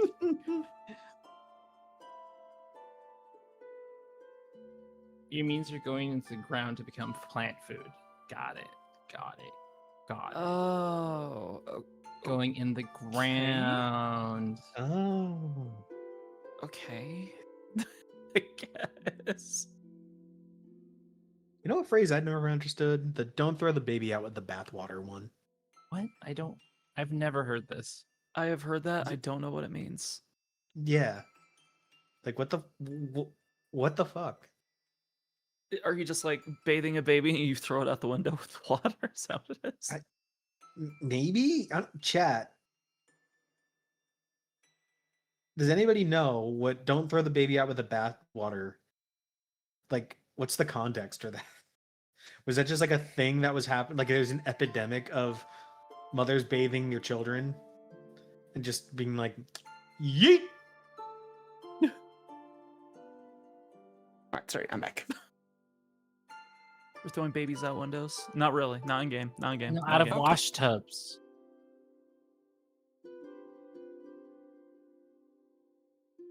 All right, so Rex, Oh, you got hit by a wooden sword. What do you do? I guess I try and swing back. All right, an arm strike. Can I hold that? Can I hold the damage back?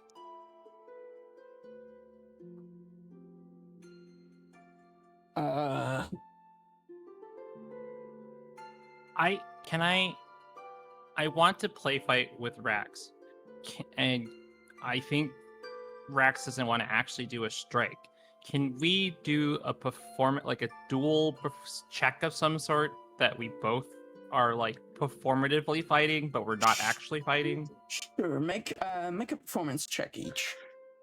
Okay. Yeah. Because if I smack Aster, it's gonna hurt. I rolled a 21. Oh God. I rolled a 13. Yeah, you kind of play fight in the street, and yeah, Aster's flourishes with the wooden sword are too much for your maneuvers, Rex. All right, that's fine. I know when I've been beat. Aster does a flourish and a bow and says, "Till next time." Do we draw any onlookers? Yeah, of course, there's some people that kind of looked at what happened. But no one's like clapping. It's just like, oh, these people are fighting with. Look at these adults with children's toys. Damn right. See? I told you I can rely on you.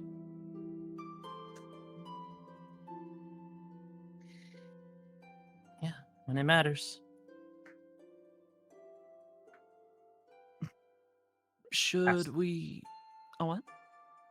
I like find some like random kids that run by and like, here you go. And then, what were you saying, Rex? Rack's still kind of just holding on to the wooden sword, getting mildly distracted from what appears to be like the faint screaming of somebody. Should we go check on the others while it's getting late? Do we want to open that bag of worms? Probably flashbang someone again. No, not at all. But it is getting late. All right, well then let's just head back. They'll meet us there. Yeah, that's fair. I'm sure they're fine. You all eventually reconvene at the inn.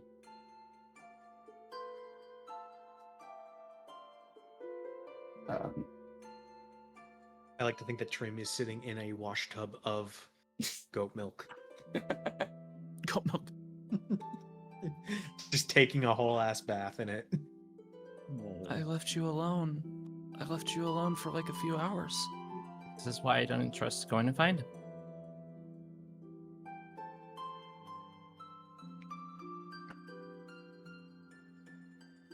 By the way, you never introduced us.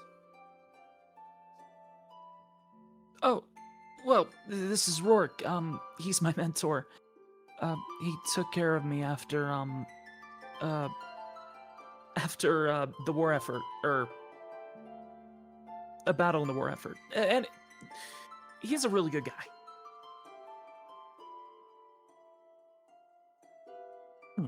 Okay, you introduced him. Now introduce us to him.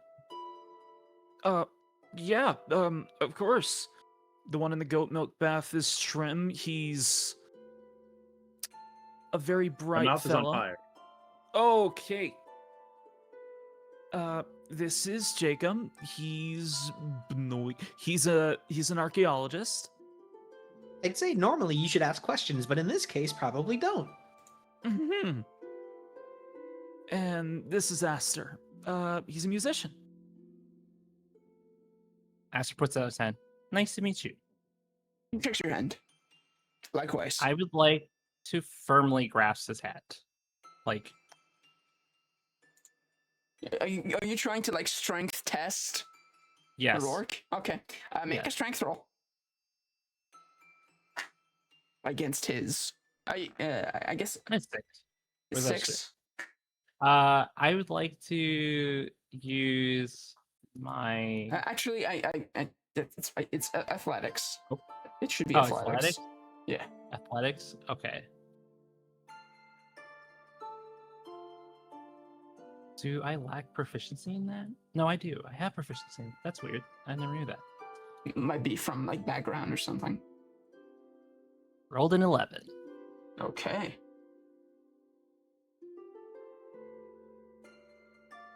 Oh, okay, yeah, you do have proficiency in that. That's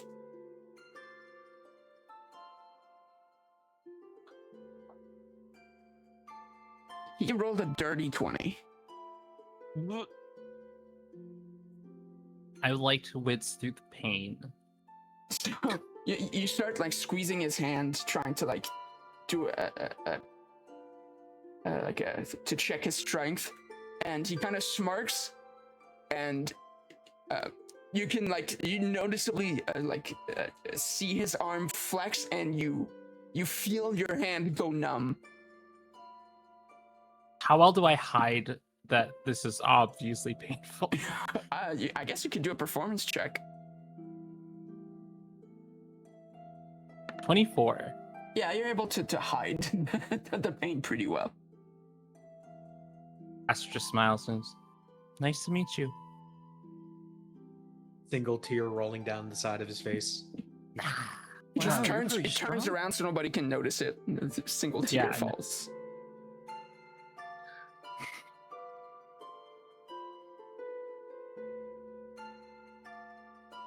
It's like, I know it's getting late and the tournament's tomorrow, so he points to the door on the other side of the room and says,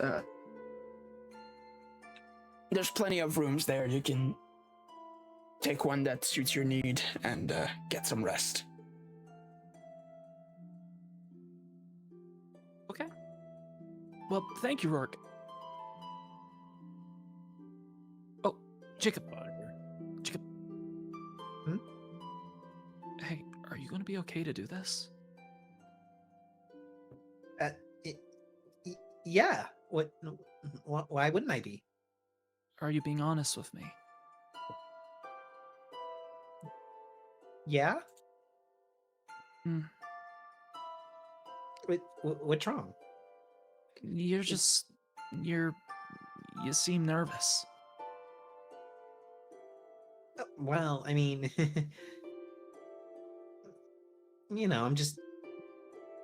I'm not much of a fighter, but I'm willing to try. You don't have to do anything that you don't want to. But I want to try. Okay. I was just worried. When I talked to you earlier about it, you seemed nervous. But if you say you're going to be fine and you want to do it, then, well, then I'll be happy to see you there. Yeah.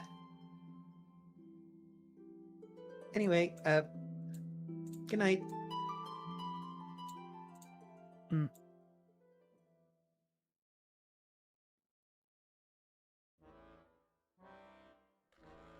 I guess just go off to bed then. Off to bed. Off to bed, off to bed. Purple one.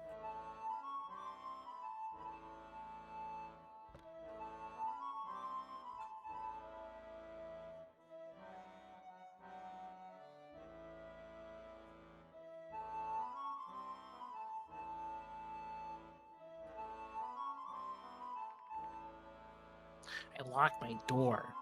I lock my door.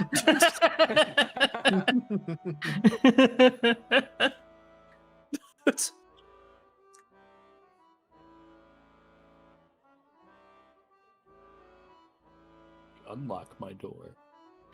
Rorik locks the door to the tavern so nobody can come in.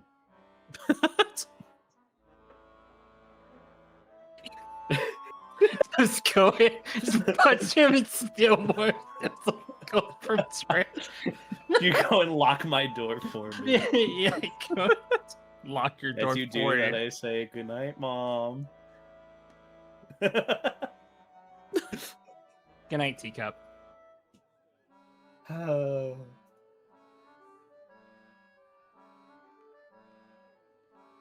And then you just hear from the other room. Wait, did you actually lock your door, Raks? Yeah, we all locked our door. Okay. Jacob, I see you are not going to sleep. Nah, I'm gonna have a drink. Okay.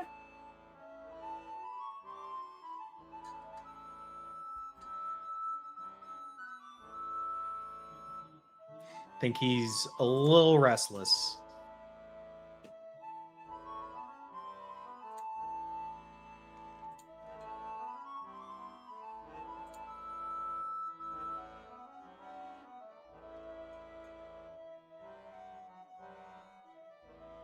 You when you walk into the room and you kind of walk yourself to grab yourself a drink, you notice that Rorka himself hasn't gone to sleep yet, and he seems to be like kneeling in front of the fireplace. At least like one knee to the ground.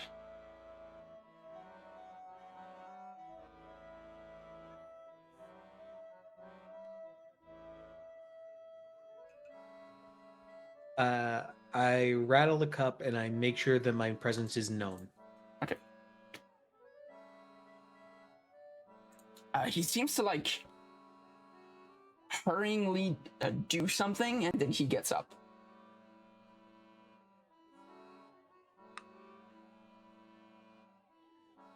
He's like, "Oh, I thought you were going to sleep." Well, big day tomorrow. You nervous about fighting?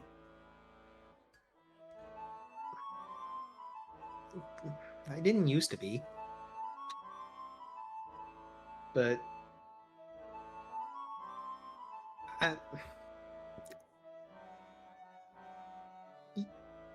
you ever wanted you ever feel like folks don't believe in you?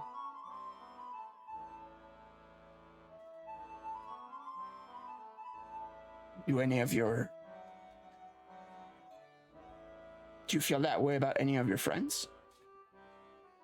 Yeah, just worry that they see me as a bit of a liability, I guess.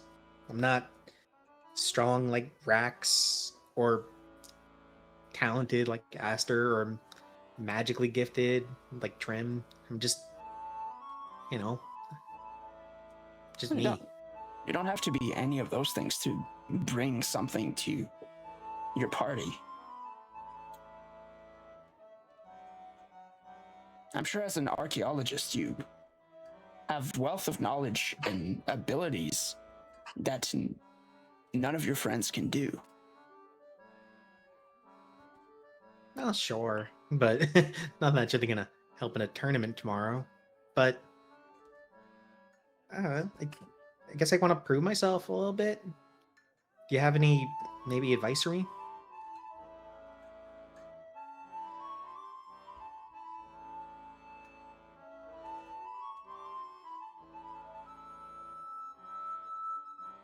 He thinks for a moment. He's like, what do you fight with? What do you use? Jacob will pull out his daggers and a sling. Be like, it's not much. Oh, that's plenty. I've seen soldiers in wars do far worse with far less. You just constantly be on the move.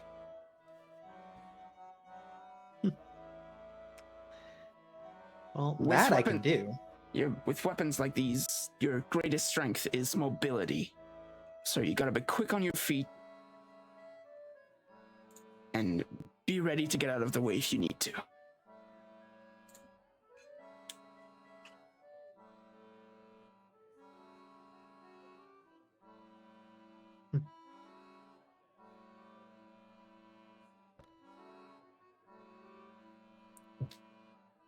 Trying to think of how I want to word something specific.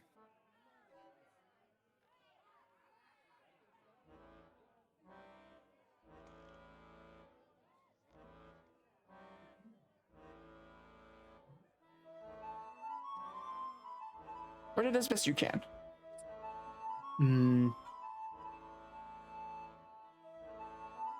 I guess I'd ask to show me an example, but I'm guessing based on your injury, that's why you're not entering the tournament. Yeah, Is the it look on a- his face kind of like goes a little more like dour. He's like, yeah, there was a time where I could have taken this tournament by myself, but you go to war, you take the kind of work only a fighter like me can take after it, and you deal with the punches. Make a perception check, or insight, actually. Insight. Where's that? Boom.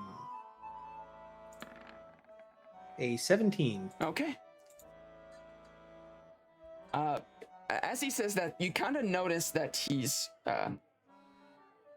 like he's trying to not make it show, but he's kind of like shifting his weight from one leg to the other, like he's if he stays on one leg for too long, like it hurts, so he kind of like has to constantly readjust himself.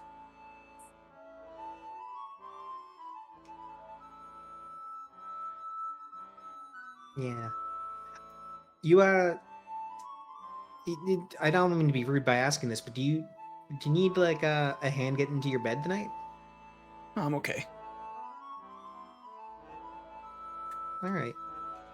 Now, Well- speaking of you, getting a drink before bed is all fine and good, but you do need some sleep if you want to be in fighting shape tomorrow. Yeah. I guess my nerves got the best of me, and I thought that would help. Well, there's nothing wrong in that. All right. I'll leave you alone for now, but thanks.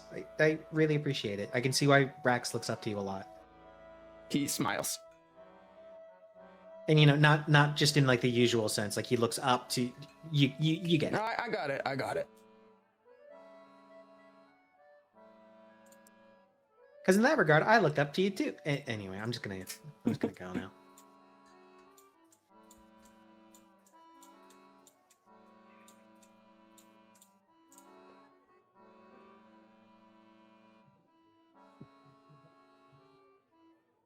And then I will tuck myself in. All right.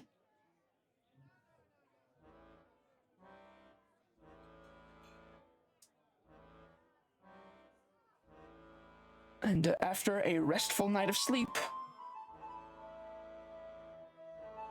you wake up the next morning.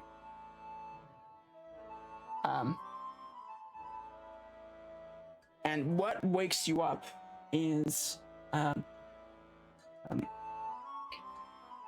Rourke going down the hall and kind of banging on all of your doors to wake you up. And you can kind of hear through the door, "Come on, everybody, time to get up. Tournament starts in a few hours. You gotta get ready." Okay, I stay up so late. How is Trim's stomach? In flux. So I need to do Has anybody punched Trim? Not this time. Trim, get out of bed. Oh.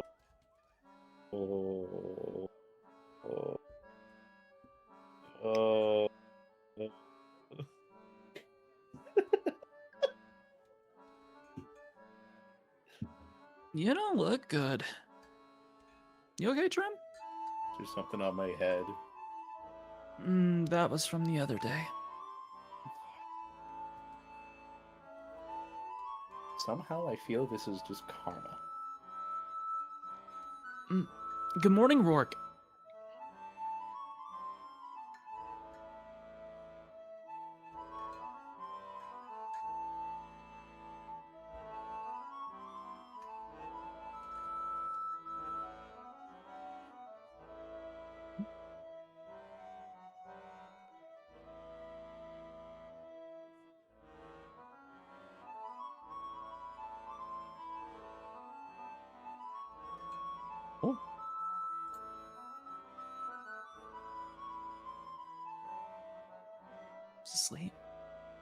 asleep. Did Rourke fall asleep? I think Rourke fell asleep standing up. God, Special are you technique there? of his.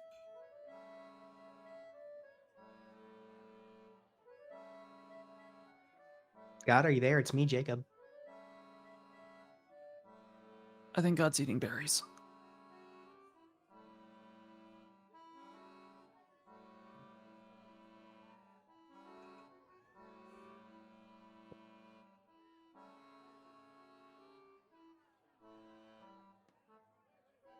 Lot of berries. Maybe I shouldn't eat berries today. My tummy hurts. It's probably all the berries. Sorry, I had to stop my cat from doing something. Oh, you're good. We're just like, hello? After a moment, I figured that was the case. I had a feeling it was something involving the cat. Yeah. All right. What did you ask, Rourke? It's just good morning. Okay.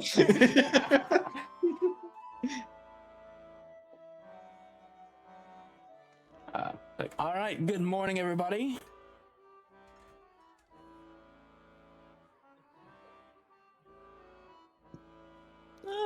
And you see that on the tables, there's plenty of breakfast food, plenty of protein-rich options to stock up before the tournament. Lots of meats. And the carbo load. Consume. Now, Trim, you got to make sure you eat plenty this morning. Should I eat today? Yes. You look Oh, ill. I had a spicy thing. A spicy. Well, luckily- Oh, I remember. Jacob was there to help, though. I appreciate Jacob. helping by getting you to drink alcohol. I mean, it serves a purpose, does it not? I did find him the goat milk bath. How did you get an entire You- goat milk bath in here? You know, you'd be surprised. It's a lot of goats. Turns out, when you're in the middle of town, you scream, "Need milk!" A lot of people understand and just start running, and they just kind of start pouring them on you or put it in a bucket, and they're like, "Take this." They poured it on you. Not on me, on Trim. Oh, I couldn't tell with the fur. I mean, feathers.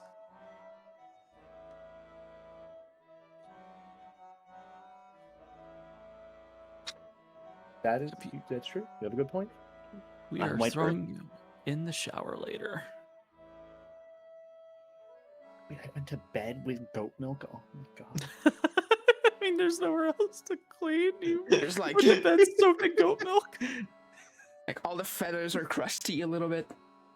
Oh no, that's gross. Hate it. Out of character, do you guys remember that one tournament arc in Dragon Ball where they had to fight the really smelly guy? No. Shut up, Jay. Don't want to talk about it. Moving on. Gross. No one mentioned the bacteria in this house. So, what's the game plan, Rourke? All right, I tried to find out what I could ahead of the matches. There are 4 other candidates, so your chances of winning the prize are very high. Oh, I couldn't find out exactly who they are, but apparently they are tough contestants, though. so that's 8 of us total. Hopefully, we don't get seated against each other in the first round. Afraid you'll lose again? Is that a challenge? Haven't answered the question. Okay. All right. Okay. I hear you. I see you.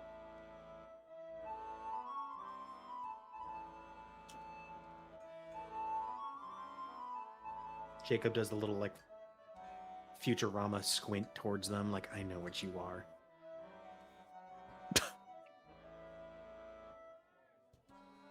But smiles.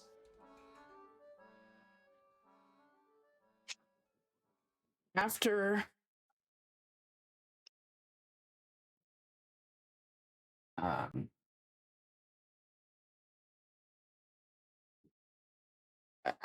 having your fill and donning your armors and getting everything ready for the day, you are led through the streets by Rourke and led on the other side of the town. Eventually, you pass through a district that's like a little bit like the houses are a little bit nicer. It seem like to be a little bit richer. But as you exit through the gate on the western side of town, you see that the plains outside the town have been transformed into a fighting ring. There's this large circular platform, circled by fences, and standing above it are these tall stands for people to be able to watch the matches.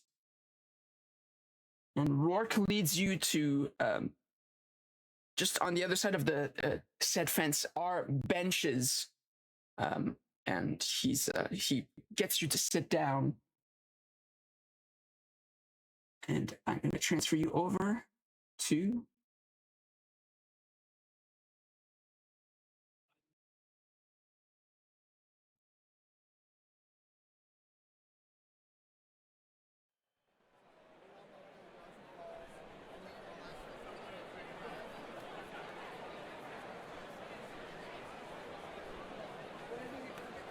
and most noticeably is the central stand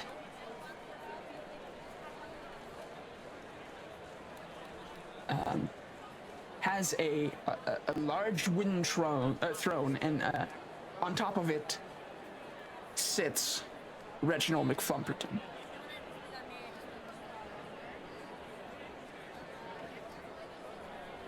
Oh god, it's the guy I talked to. Hopefully he doesn't notice who I am.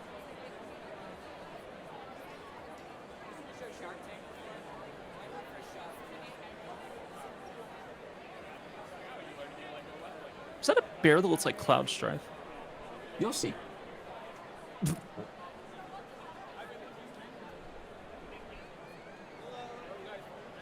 always wear a mask. They have masks. It's a fest. Of course they have masks.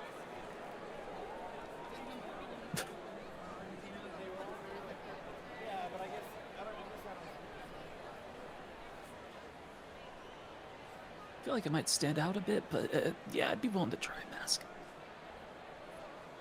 Oh, that means you'll have to come up with an alias too. Oh.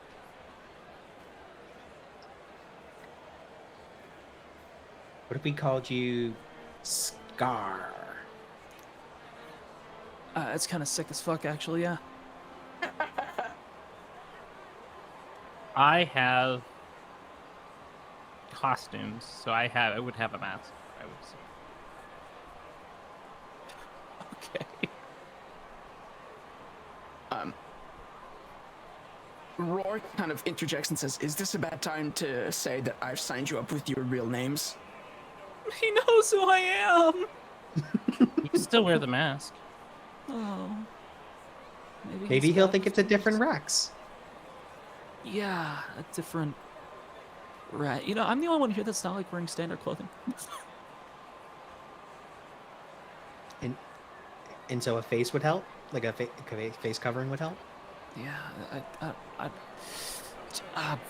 sure.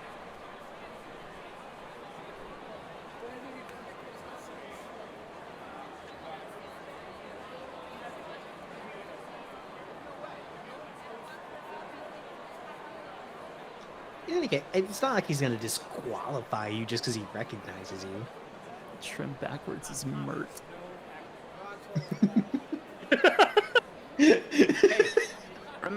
campaign 1, Mert the Moneylender? Ah! Never mind, flip it back. We'll revisit the Scar thing later. Scar, huh? Who's first on the roster? Oh yeah, we should actually see the thingy. The lineup? So, a few moments after you sat down, someone walks into the middle of the stage and cast thaumaturgy to make their voice boom so everyone can hear. Ladies and gentlemen, welcome to the 4th edition of Fighters Clash. The crowd roars with cheers and applause. We have some spectacular fighters for you today. And before the fight starts, let's introduce all of them to you all, starting with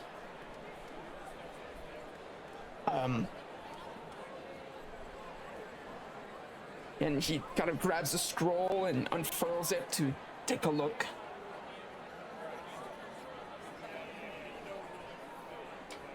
And says, first off, the ferocious gnoll, Raks. And you see that on the bench next to you, there's this gnoll. I have a handout. That stands up and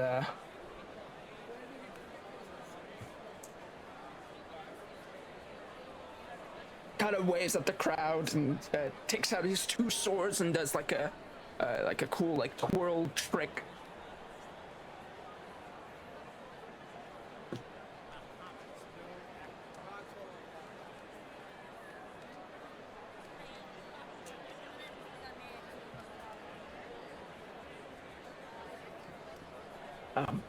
Then he looks at the next to him and says, next we have, as smart as he is cunning, the roguish Jacob Fleetfoot. Oh, you're first, buddy. Do you do something? Shaking, shakes nervously and stares for a moment. That's me. He's kind of introducing all the fighters yet, so the brackets haven't been introduced yet. Oh, okay. I thought you were saying I was fighting this guy No. first.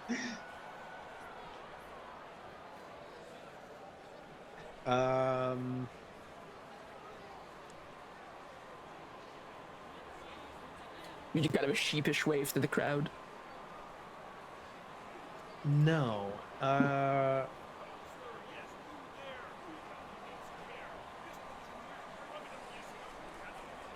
would like to try to do a little trick with maybe a dagger and just kind of toss it in the air and catch it. Okay. Do let's say I'm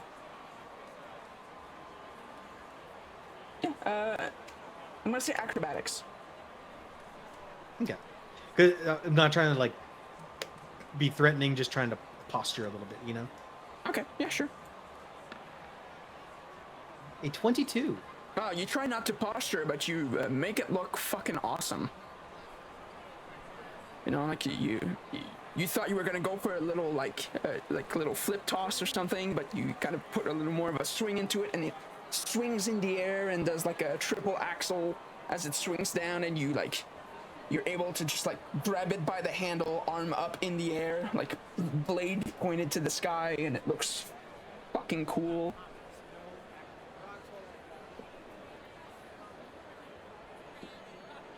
And the crowd is like, oh shit, and they cheer.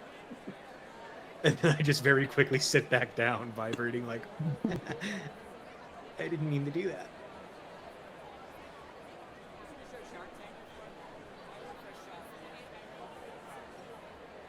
And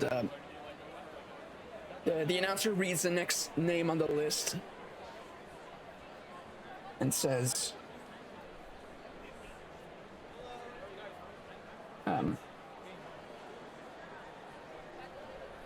as strong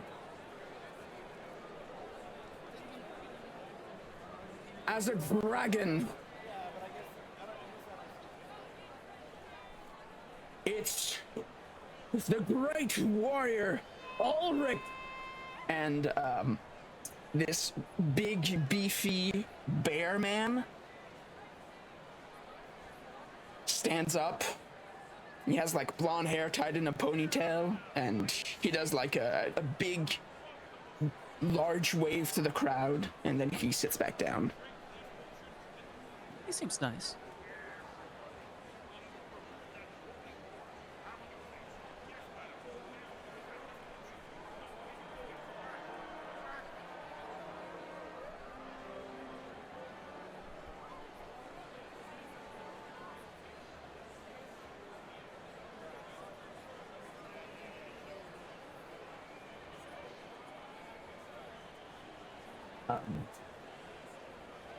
Next name on the list, he says,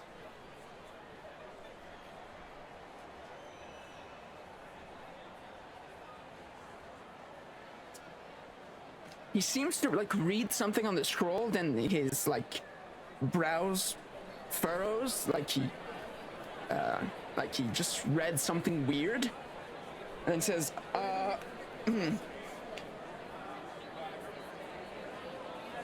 next is the sorceress Trim.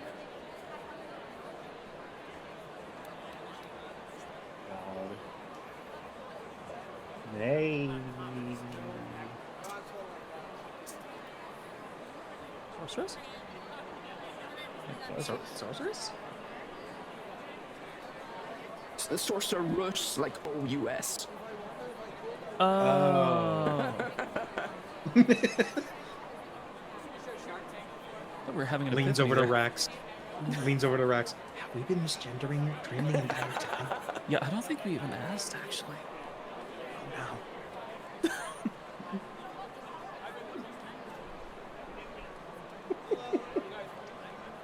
Sorceress. God damn. So we'll see.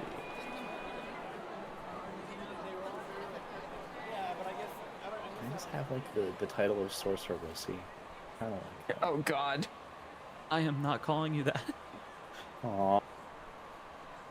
Do you do anything to the crowd, Trim, or?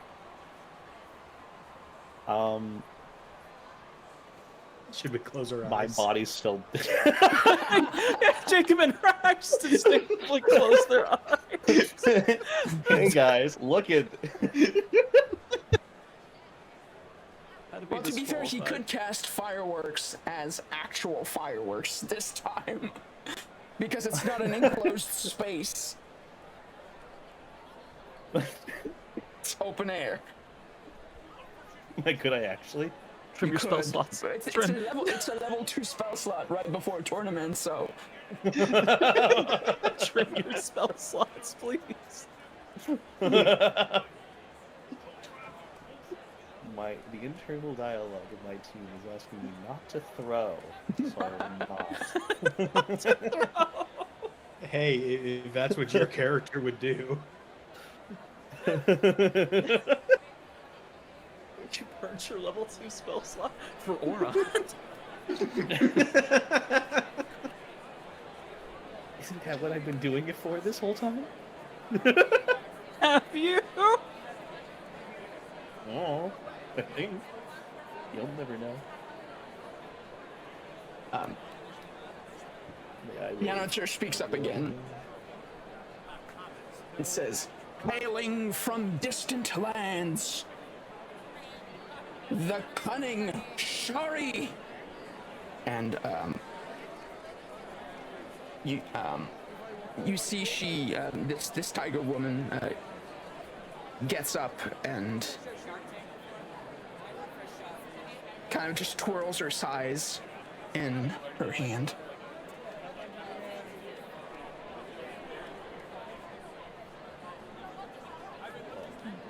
So many people here, no magic. Hi.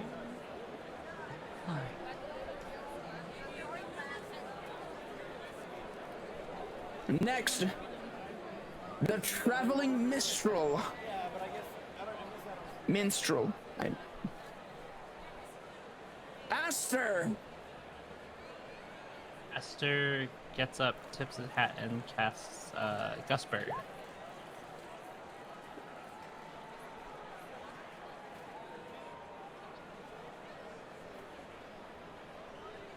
Okay. Kind of spreads his arm wide and allows himself to be enveloped by air around him. Okay.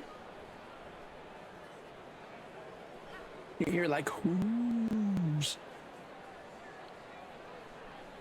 Alright, sit back down.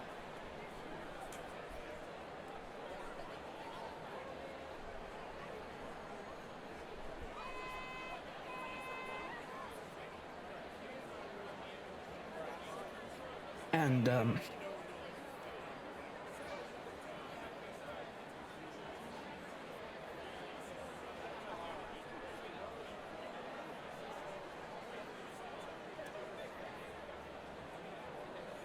next, with speeding fists of fury, known as the Fist, Thorak. And this green dragonborn on the other end of the bench gets up and kind of like slams his fist against his palm.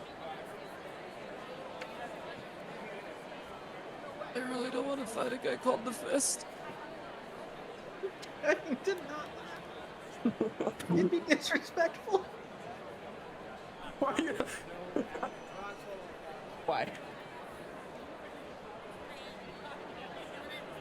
God, I don't want to explain this right now.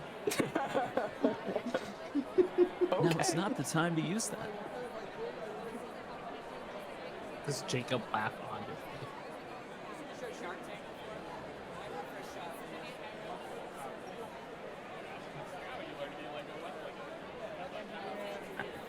And last but I don't know if I can make the determination.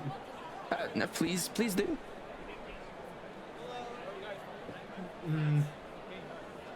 I would say he is trying to hold it in. Okay.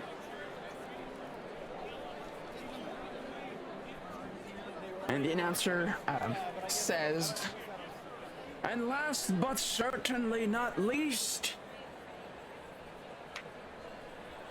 we have somewhat of a celebrity, a folk hero. You know him as the Purple Dragon Knight, Oh, I'm gonna cry. He didn't write down my name. Raks. Oh God, he wrote down my name. And No. what do you do to Raks stands up, but he's got his like shield specifically pulled up just like at half length so you can't see his face very well. And he's looking to the side so that Flumper can't see his face directly. as you're kind of glancing around nervously, your eyes do meet with Flumperton, and you can see that she is smirking at you. Just kind of waves his hand a little bit.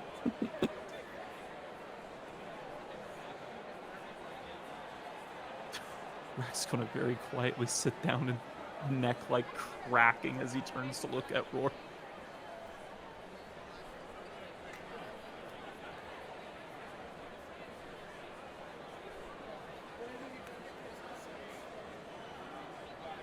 Jacob's gonna make a comment. Ah, you hear that crack? See, I told you.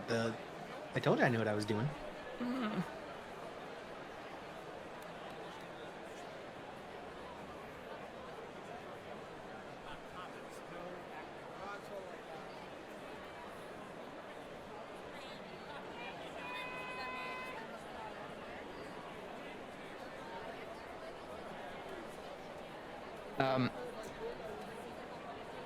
as the crowd continues to cheer and murmur, the announcer goes to the group and he presents everyone with a bowl with some tokens with numbers on them. Oh shit. And he kind of like mixes it and then hands it to you, Aster. Reach in and grab it. Okay, you got number 3. Then to you, Raks. All right. He reaches in and pulls one out. You get number 1. Oh. Oh wait, no, that's bad. We don't know what that means yet. That means I'm the first one. That means number 1. Jacob. You don't know. I reach in and I grab one. Okay, you get number 2. Oh. Then he goes to Trim. I reach in. You get number Grab 5. one slowly. And then Oh you, no, I'm number 5. you see him go to the others, and they each grab 1.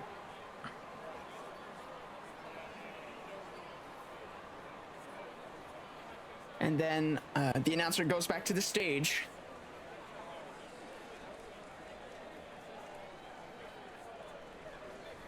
And has like another bowl with those same tokens, and he it's like, now it's time to draw the tournament brackets. Oh. First match will be number 1 Raks against number 8 Ulrich, which is God. the bear. That was the bear. That was the bear. Match number 2 will be number 4 Shari against number 5 Trim.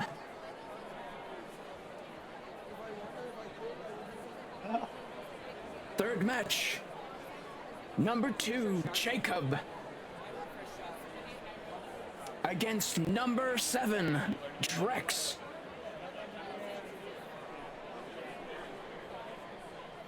Which means that finally, number 3 Aster goes against number 6 Thorak. Oh god, the fist. Fist.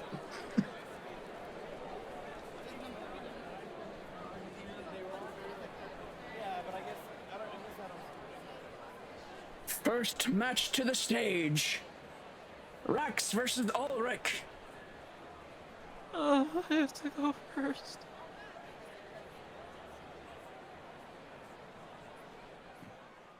Can I pat Rax on the back and say, "You got this, buddy. We all believe in you." Thank you. As I you would pass, yeah, go ahead.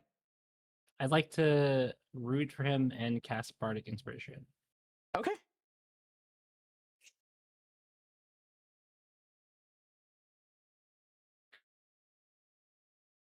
So you got a bardic inspiration that you can use during your battle. Okay, I'm going against Auric, the bear. Yeah, Ulrich, the bear. At least he seems nice.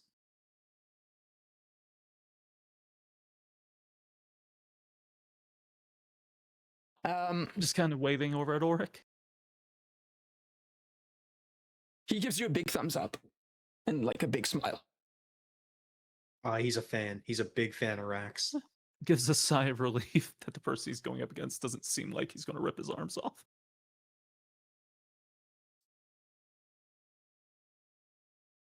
Yeah, right here. Right there. Yeah. Okay. Fighters. Ready? Fight. And I'd like for you to roll initiative. Okay. Initiative. 11. Okay.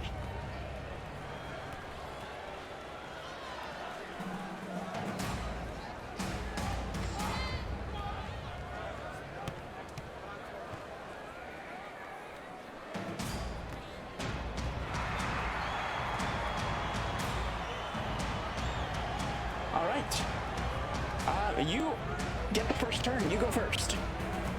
Okay. Let's see. That's enough for me to. Curious. Spear has reach, right? That's a good question. I'm just trying to remember that real quick. I think you should say it.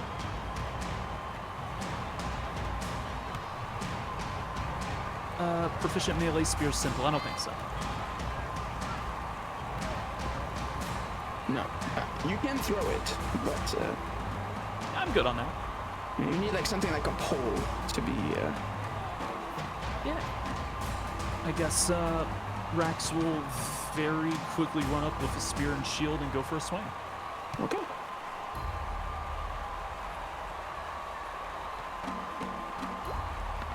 $24.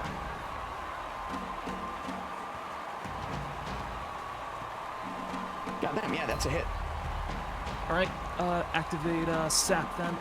While I'm at it. Okay. Yeah. Roll for damage. Okay. That's two-handed. Not that one. That's two-handed. Sorry. One-handed. All right. 7. Okay.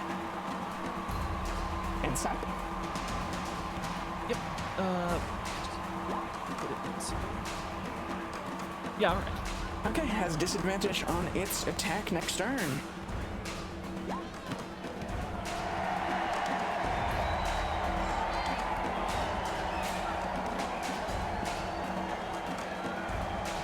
You seem like a real cool guy. You too, I'm a big fan. I knew it.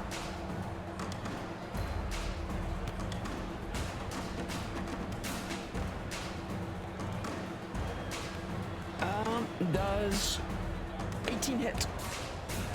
No. It doesn't. All right. Yeah, he gives a swing with his mace, and you're able to dodge out of the way or deflect it with your shield. And it's now back to you. All right. Swing out again. 18. That is it. Okay. Attack in, reapply sap, 9 damage. All right.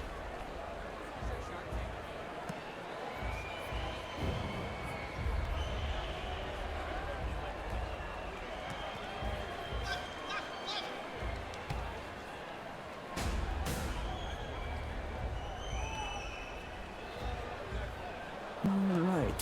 He kind of shakes his head and tosses his mace to the ground, and he lunges at you and tries to bite.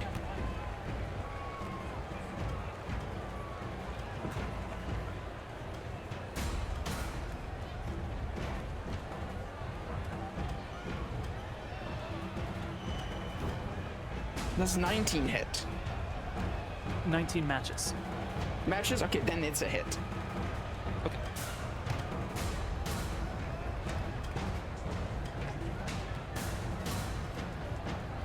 You take 10 points of piercing damage. Oh.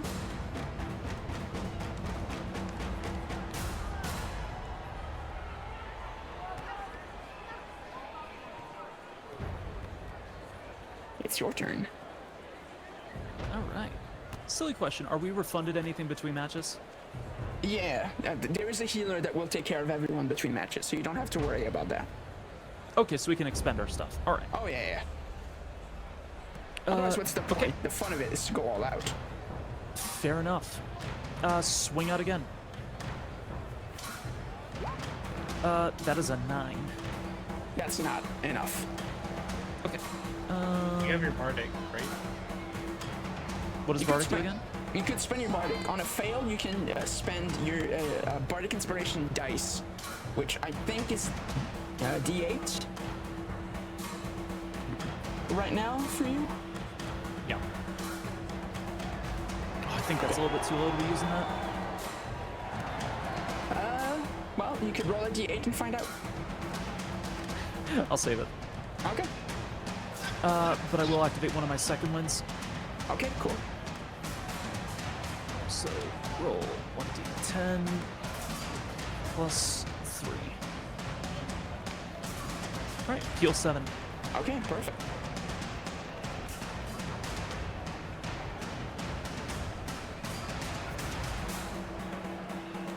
It's back to Ulrich, who this turn will slash at you with his claws.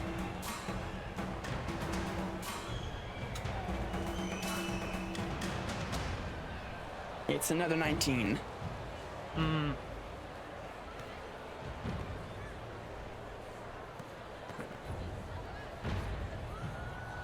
You take 7 points of slashing damage. Okay. And it's back to you. Raks is going to shout for Draconic Cry. Spoken should allow to cry at your enemies within 10 feet of you until the start of your next turn, and your allies have advantage on attack rolls. Okay. All right. That's your advantage. Spear swing. 21. Alright, yeah, that's it.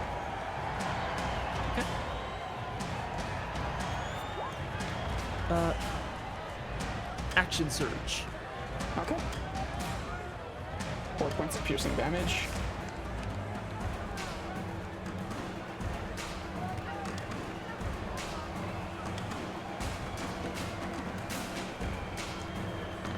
$15. That's a match. You hit. Okay. 7. Okay. He's looking pretty hurt, but he's still standing. All right, that'll be it for me. Okay.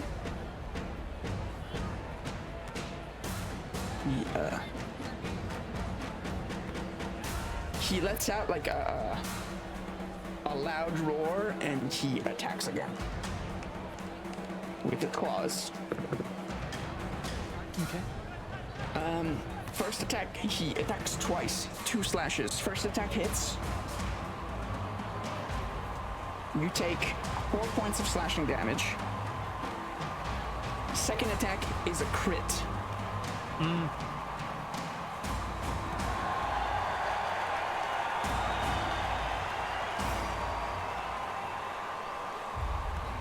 And total, that's 12 points of slashing damage. Okay. Not looking great.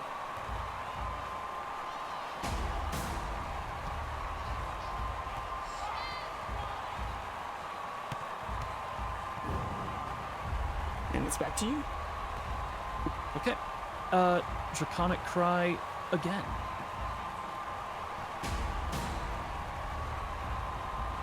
Okay. Right. And he's going to swing out with the greatsword this time. Okay.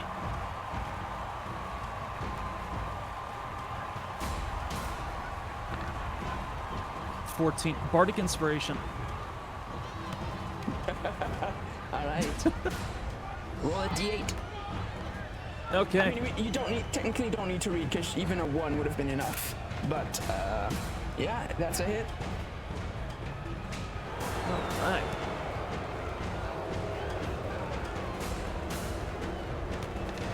$11. You, give a big swing of your greatsword, slashing him across the chest, and the force of the swing kind of makes him lose balance, and he falls on his back.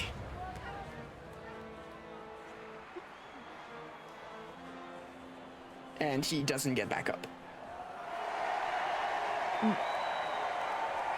You're good down there. He kind of weakly raises an arm with a big thumbs up. And he says, Kind of. It's true what they say about the Purple Dragon Knight.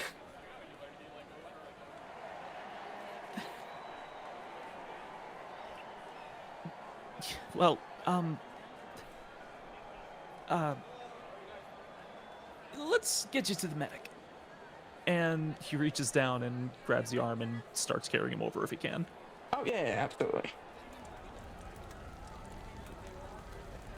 It was an honor to fight. He's just walking him off the stage. Yeah, you're able to drag him back to the bench, and like a medic shows up and takes care of him, and after that takes care of you. Shortly after, the announcer goes back to the stage. Our first victor, Raks.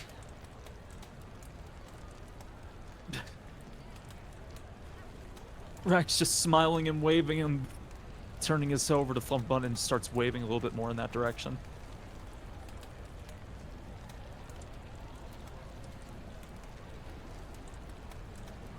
Alright, so Raks moves over to round 2.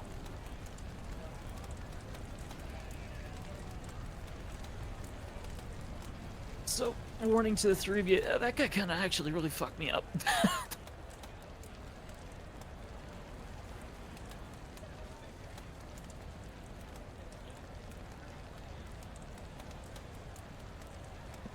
Well, then it's good that you eliminated him from the tournament. That's true. I'm just more worried about the, just kind of like pointing over at the fist a little bit.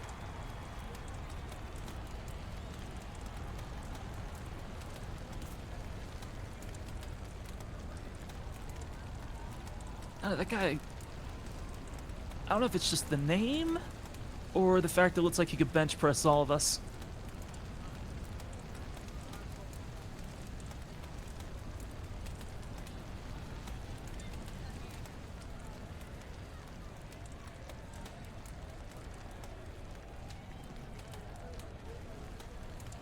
And that is, because we're running a little bit long because of all the technical difficulties, that is where we're going to stop for today. The other matches will be next time. No. Cliffhanger. Cliffhanger. Gave him a little bit of a taste. Yeah, give a little bit of a taste of the tournament. Next match, at the start of the next episode, will be Shari versus Trim. God, my pyrotechnics are ready. God, yeah, no, real talk. If I missed that great sword swing, I'd be so fucked.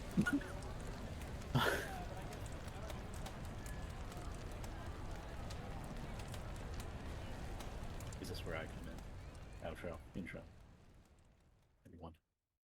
Outro. Oh yeah, we gotta, first of all, let's roll to see who does the intro next week. That 8. Well, I could roll. 14. Nat 1. Natural Let's one! go. Oh. Okay, I'm now curious. Hold on. Well, Bean know. can still get a natural one. I got a 19. Oh. Never mind. Two. No, it was meant to be that next week it's I a Fizzy know. J. I finally get a turn. Yay. Look, it's just been a track record with me because it's like the most unluck I've had. There was like a streak of unluck with it too, wasn't there? Yeah, you did it like 3, 4, 5 episodes in a row or something. Oh. But anyways, I'm assuming this is where I come in with the outro. Yeah, this is where you bad come in with for the like outro. stuff. Thank you guys so much for watching Roll for Initiative. This was really fun. We're learning more about people's backstory, which honestly, really happy to see. And honestly, kind of really fun opening up about the character that I'm still trying to figure out. Some of them trust fund burbs or whatever you call it. And I absolutely will call him what's his name? Reggie. Reggie. Reggie. Definitely guess- calling him Reggie from the fight. Like it's Reggie Fils-Aimé. But One of those mysterious sorceress ways. Sorcerer's ways. You mean sorceress? I'm glad Jay and I had the same thought in that moment. Like, huh? Did I miss something? Sorceress. God damn it. But thank you guys for watching. Let's go through our cast to see who's got what cooking up for the next week or two before the next session. Let's start with Raks or Spacey, knowing that they just got out of fight. What do you got going on? How be you? Besides getting bit and slashed at, didn't expect that shit. I am doing well. I am doing very well. My computer actually just exploded yesterday, like corrupted files, and I lost everything, and I had to replace the RAM, but it's working now because I wouldn't be here if it wasn't.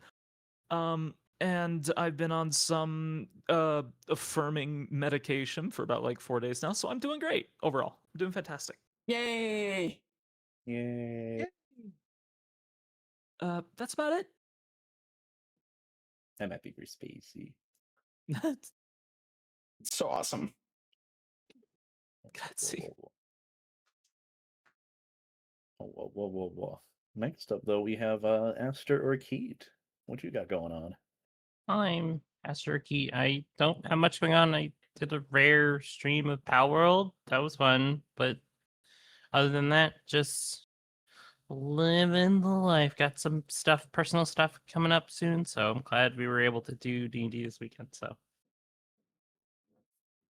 Yeah, exciting. Next up, we have Jacob or Hey Fizzy J. What you got going on? Well, I just started a playthrough of Oracle of Seasons, Oracle of Ages with a buddy of Nice. mine, Eddie Rat, where I'm gonna play Seasons and they're gonna play Ages, and we're gonna connect the two games and go for like the full ending. So that should be really fun. That's really cool. Also, as always, my commissions are open, and I'm hopefully gonna have a 1 or 2 YCHs done this week. So if you like those, keep an eye out. Ooh. Exciting. But next up, we have me, or Beta, or Trim. Nothing much on Beta's catalog, applying for jobs in the horrible economy we're in, but you know, it's just how it be. On the bright side, I was given very graciously a Steam key for Mina the Hollower, so I will be suffering through kind of one of those games. Not suffering, but I'm looking forward to it. I heard the soundtrack slaps so hard, Yes. but it's also a tricky game because I suck at games like that. But I'm excited, so that should be next up for me. Don't check me out, but go check out Beeb the Robin. Oh, hey, Beeb the Robin's here. Whoa, that's crazy. Oh my god. Hi everyone, I'm Beeb the Robin, I'm the Dungeon Master. Right now I'm not doing much just because everything's been crazy, work's been crazy, so I haven't been doing anything besides roll for online, really, just because of everything. But I do plan on doing some streams soon, and I got some fun stuff coming up that I'm really excited, but I'll keep that a secret for now. So yeah, I guess keep an eye out on my socials for any sort of announcement. But and now it's time to do the thank yous that we gotta do. First of all, big thank you to Chepeku. They make the amazing, beautiful maps that you see on our campaign, as well as the beautiful backgrounds during the talking scenes. And they have an extremely robust token maker that I've been using. All the fighters and everything that are part of the tournament that you saw tonight were made using their amazing token maker. They have a lot of options. It's super fun to play with. The animated avatars that we used are by the amazing Nekume. Check them out. They do some amazing work. They got some YCH commissions as well on their end, so check them out. The sounds and music that you've heard all throughout the episodes are by Sirenscape. It's a wonderful music tool for TTRPGs with hundreds, if not thousands of of sounds and music and soundscapes that you can use for your campaigns, including stuff like pre-recorded NPC lines by the legend himself, Matt Mercer. So if you want to have an NPC voiced by him in your campaign, you can use this amazing tool. We also use Humblewood content for our campaign, which is published by Hit Point Press, and they gave us permission to use that content. So be sure to check them out. They do more than just than publish Humblewood. They have these insane tabletop RPG supplements, as well as just unique tabletop RPGs that are super interesting. So please go check them out. What else? If you want to support the show and you don't know how, one of the best things that you can do is word of mouth. Tell people about our silly little show and tell them to check us out.